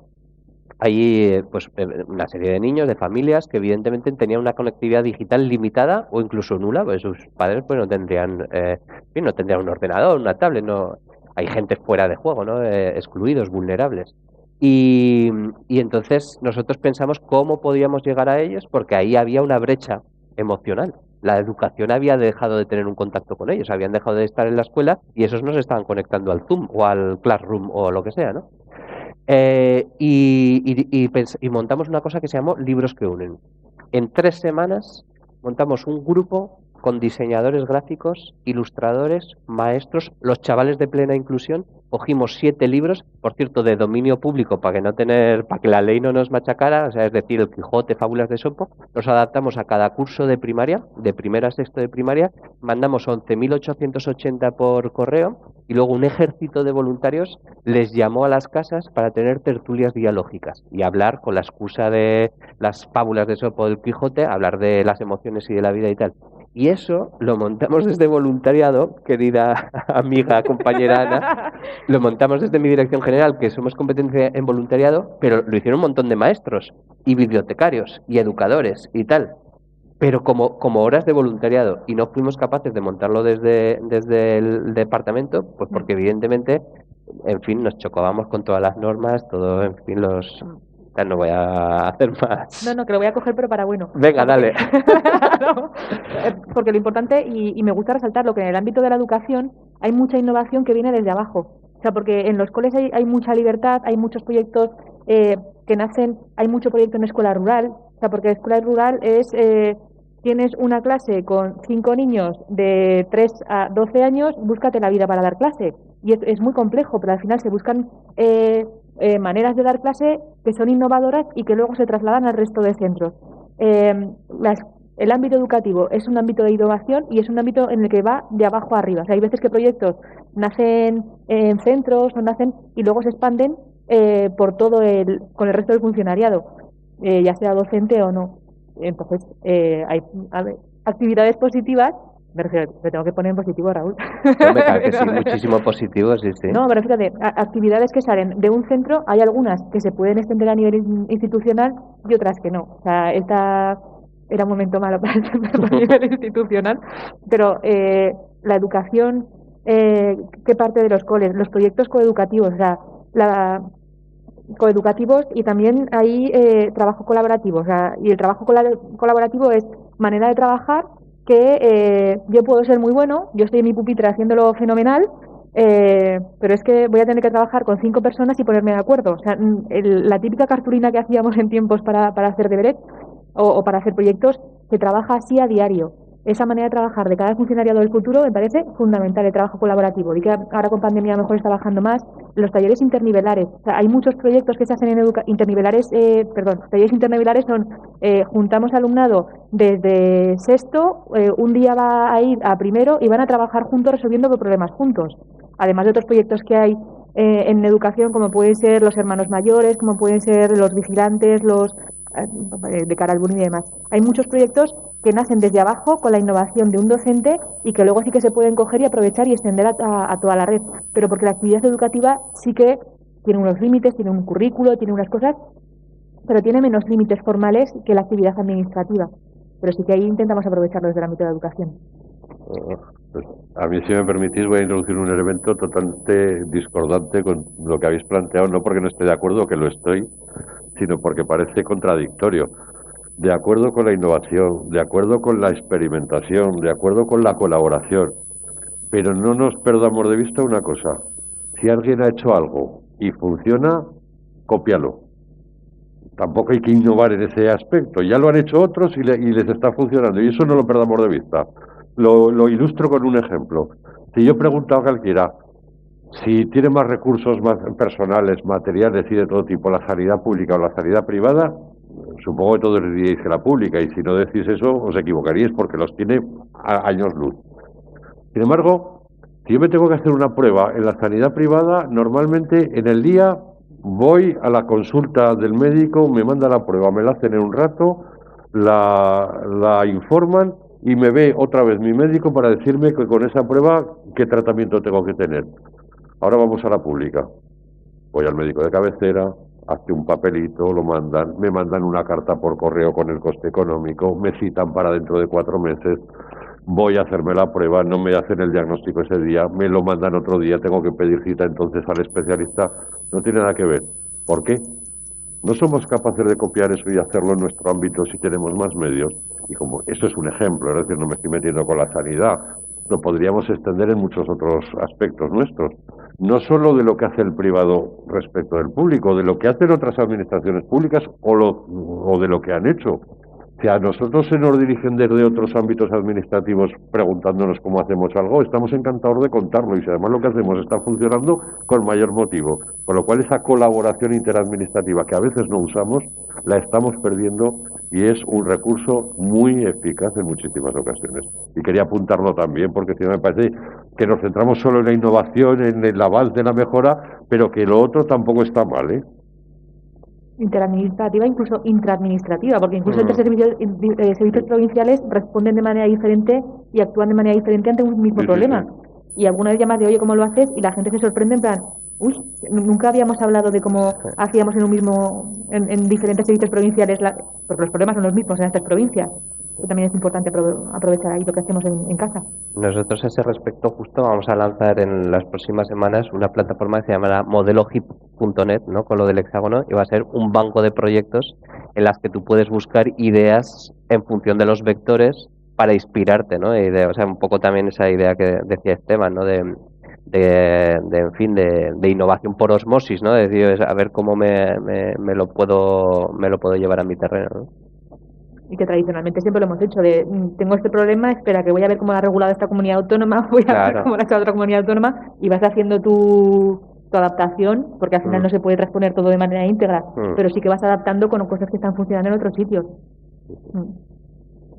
Eso en concreto, todavía no somos capaces de ver el alcance que va a tener esto de la pandemia y la digitalización, que ahora hemos visto como un pequeño adelanto, lo decía Fermín con los Zoom, y es de repente la cantidad de cursos, seminarios, conferencias cruzadas. Yo hubo una semana que me hice 280.000 kilómetros, no estuve en Chile, en Brasil, no sé dónde, y esto es alucinante porque igual que yo, cualquiera, ¿no? De repente este seminario lo puede estar viendo, en fin, desde Taiwán o desde la Patagonia, y eso nos permite también repensar las organizaciones de otra forma, ¿no? Porque en fin, hay que concebir también a los funcionarios, a los recursos humanos, como un hub hiperconectado, ¿no?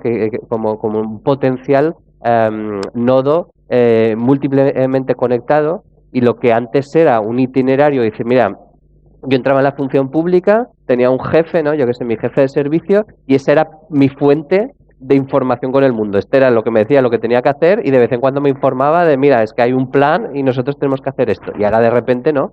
Ahora ese funcionario tiene una internet, está conectado, puede acceder a un montón de recursos, un montón de formación, pero también de información, ¿no? Y eso es lo que también por naturaleza propia va a hacer que expandamos, ¿no? Esas jerarquías que eran muy de arriba abajo, cada vez va a tener menos sentido, ¿no? Porque de repente, oye, que es que esta idea de un chascarrillo, ¿no? Pero lo típico de decir, oye, y qué bien escondido lo tenías, ¿no? Cuando descubres a uno de otro equipo que es muy bueno y tal, y lo tenía escondido no sé quién porque no quería que se lo quitaran. Bueno, pues esa mentalidad cerrada de equipico, de silo, de taifa, pues con las redes como que cada vez tiene menos sentido, ¿no?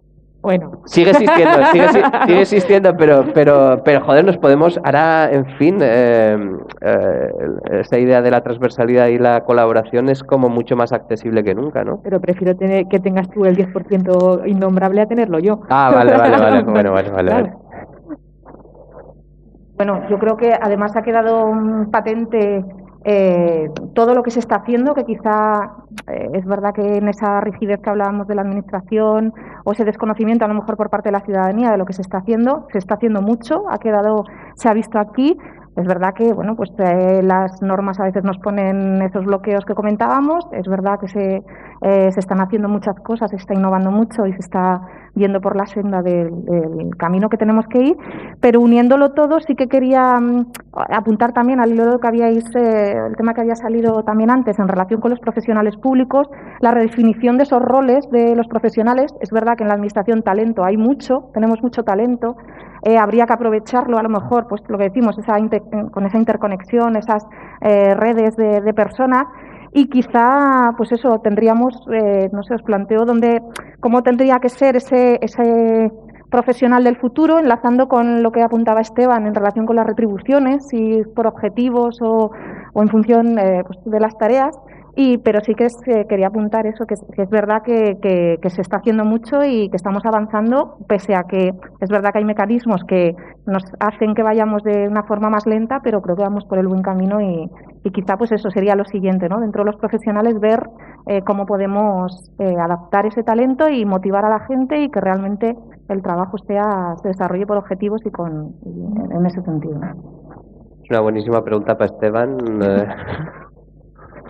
Bueno, buena pregunta.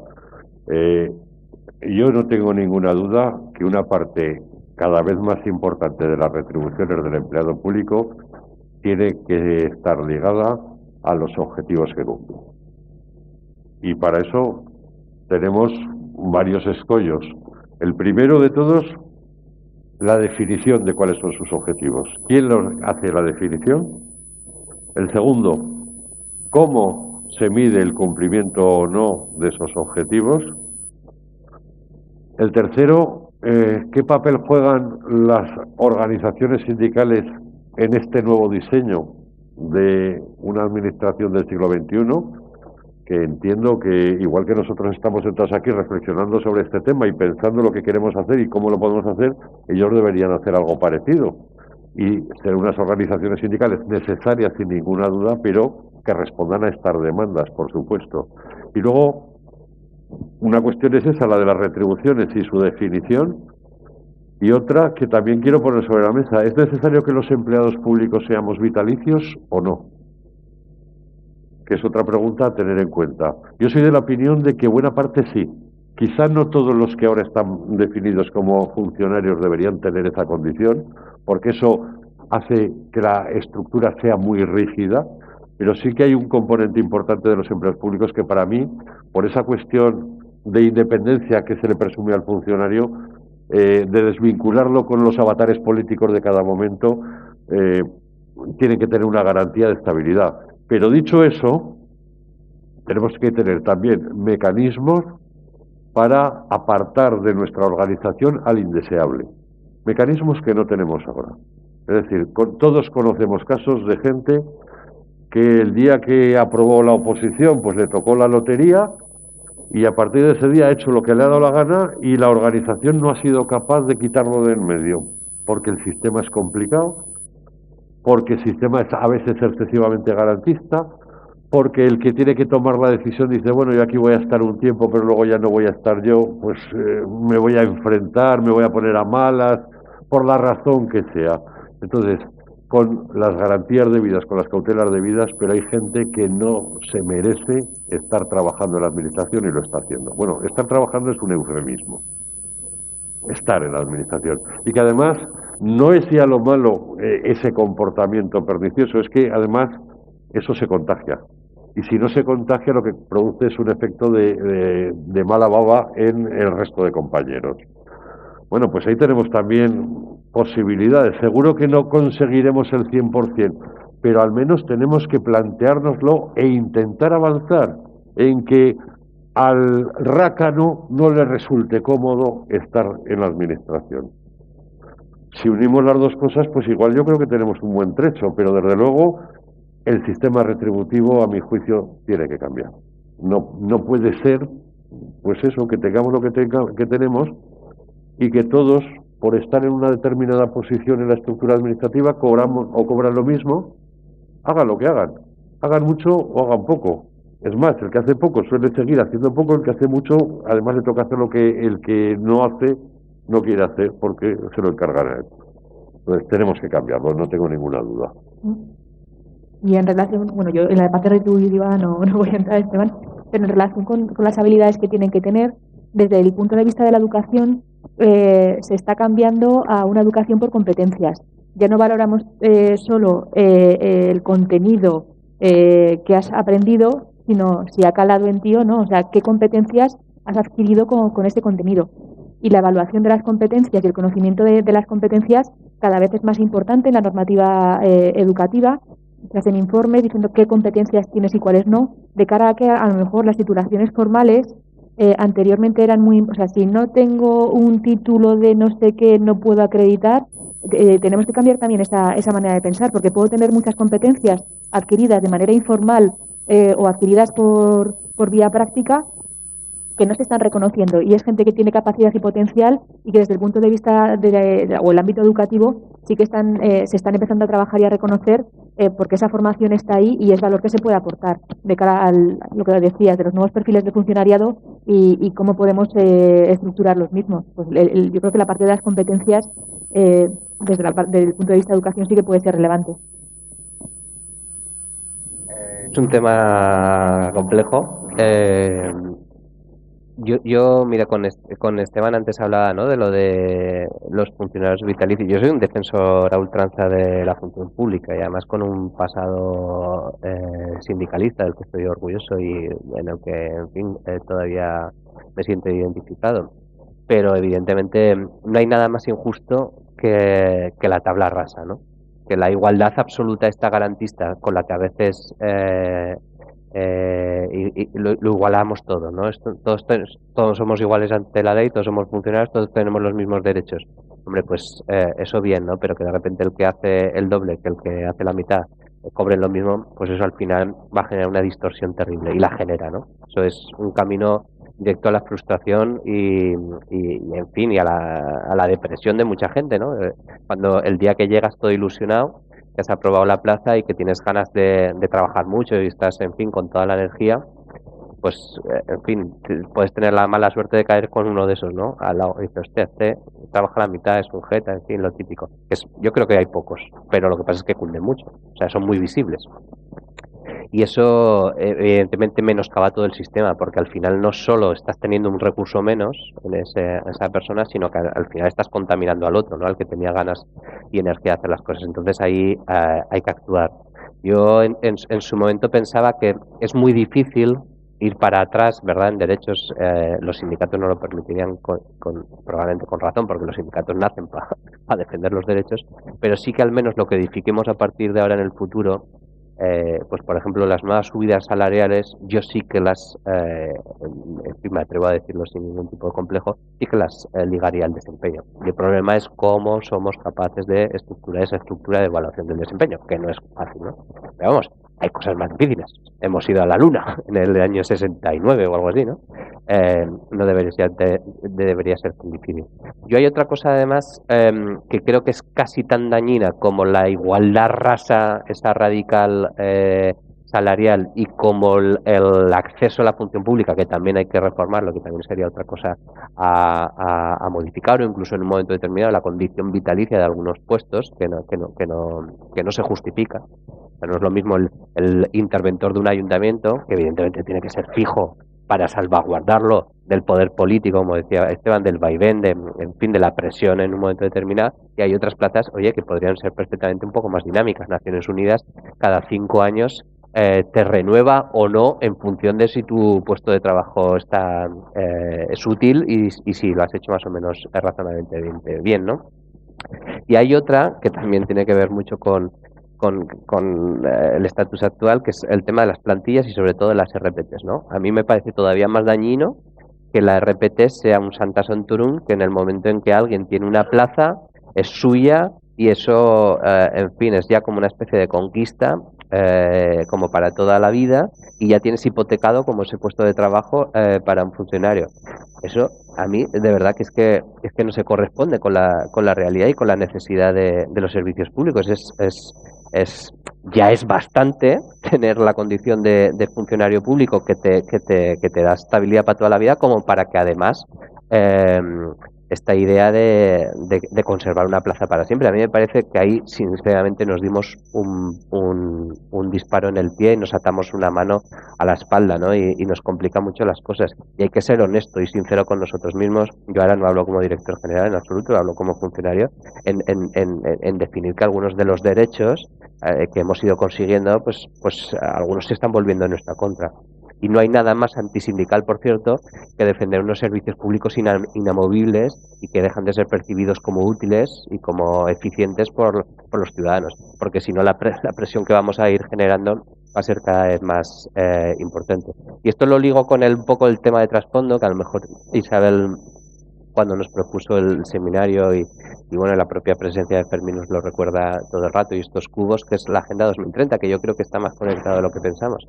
La Agenda 2030 es también una herramienta de restitución de la confianza, ¿no? En un mundo, en el año 2015, por cierto, un mundo donde los objetivos del milenio que se habían escrito en el año, no sé si el 95, en el año 2000, y que se habían extendido durante 15 años y habían funcionado muy bien, como la escolarización de las niñas, la pobreza, la malaria, etcétera. Todos esos macroindicadores han funcionado muy bien y hemos mejorado mucho, lo que pasa es que lo hemos dicho poco. Y entonces la Agenda 2030 es como una segunda versión de eso que nos interpela también a los países avanzados o países ricos, ¿no? Y eso está muy bien. Pero debería servirnos como una herramienta para generar un nuevo vínculo emocional con los ciudadanos, porque el problema es que si hablamos otro tipo de lenguaje, hacemos una serie de cosas que no entienden y encima a veces somos como muy abstractos, muy burocráticos, pues el vínculo afectivo entre la ciudadanía y sus instituciones se va resquebrajando. Y la Agenda 2030 es ese gran relato transversal, trenzado, que la gente puede entender y que la gente puede interpretar, que nos permite hablar el mismo idioma la comarca, el mismo idioma la Diputación Provincial, el Ayuntamiento o el Gobierno de Aragón, y el mismo idioma entre departamentos, ¿no? Decir, hostia, espera, esto aquí hay misiones. Por cierto, que es Masucato, la que os he citado antes, se ha hecho también famosa en los últimos años por la idea de los moonshots, habla de la metáfora de ir a la luna como grandes misiones, ¿no? Misiones motivacionales, civilizatorias que nos interpelen a todos, ¿no? De repente, la Agenda 2030 está bien, pero hay que incluso aterrizar más, ¿no? Concretar más. Y por ahí yo creo que tenemos un camino interesante. Te lo he dejado ahí. Sí, porque de antes, yo como no funcionario, eso puedo decir que en las empresas también hay un 10% de gente que le cuesta incluso prejubilarse porque vive muy bien en la empresa, ¿no? Pero bueno. Sí, hombre, la visión en positivo de la Agenda 2030 para involucrar a todos, yo creo que es algo que no nos cansamos de repetir. Y voy a dar unos cuantos ejemplos antes de llegar a la función pública. No podemos, no serviría de nada acusar a los agricultores de ser los causantes de la contaminación y de la degradación del medio ambiente cuando son los principales afectados por los efectos del cambio climático, son los principales afectados por los principales interesados en preservar el legado común, que es la biodiversidad, que es el ecosistema o el agua, etcétera, ¿verdad? Tampoco podríamos acusar a las empresas de capitalismo solamente interesado en las acciones, cuando desde luego que cada vez está cambiando y la forma de involucrarlas para movilizar todos los fondos en la misma dirección es una colaboración estrecha a partir de retos comunes.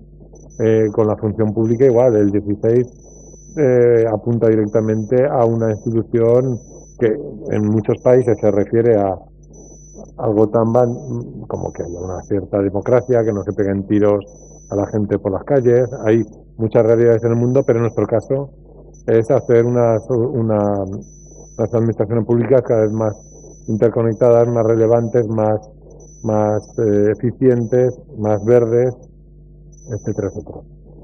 Entonces, no procede acusar, no proceden los ofentismos, al revés.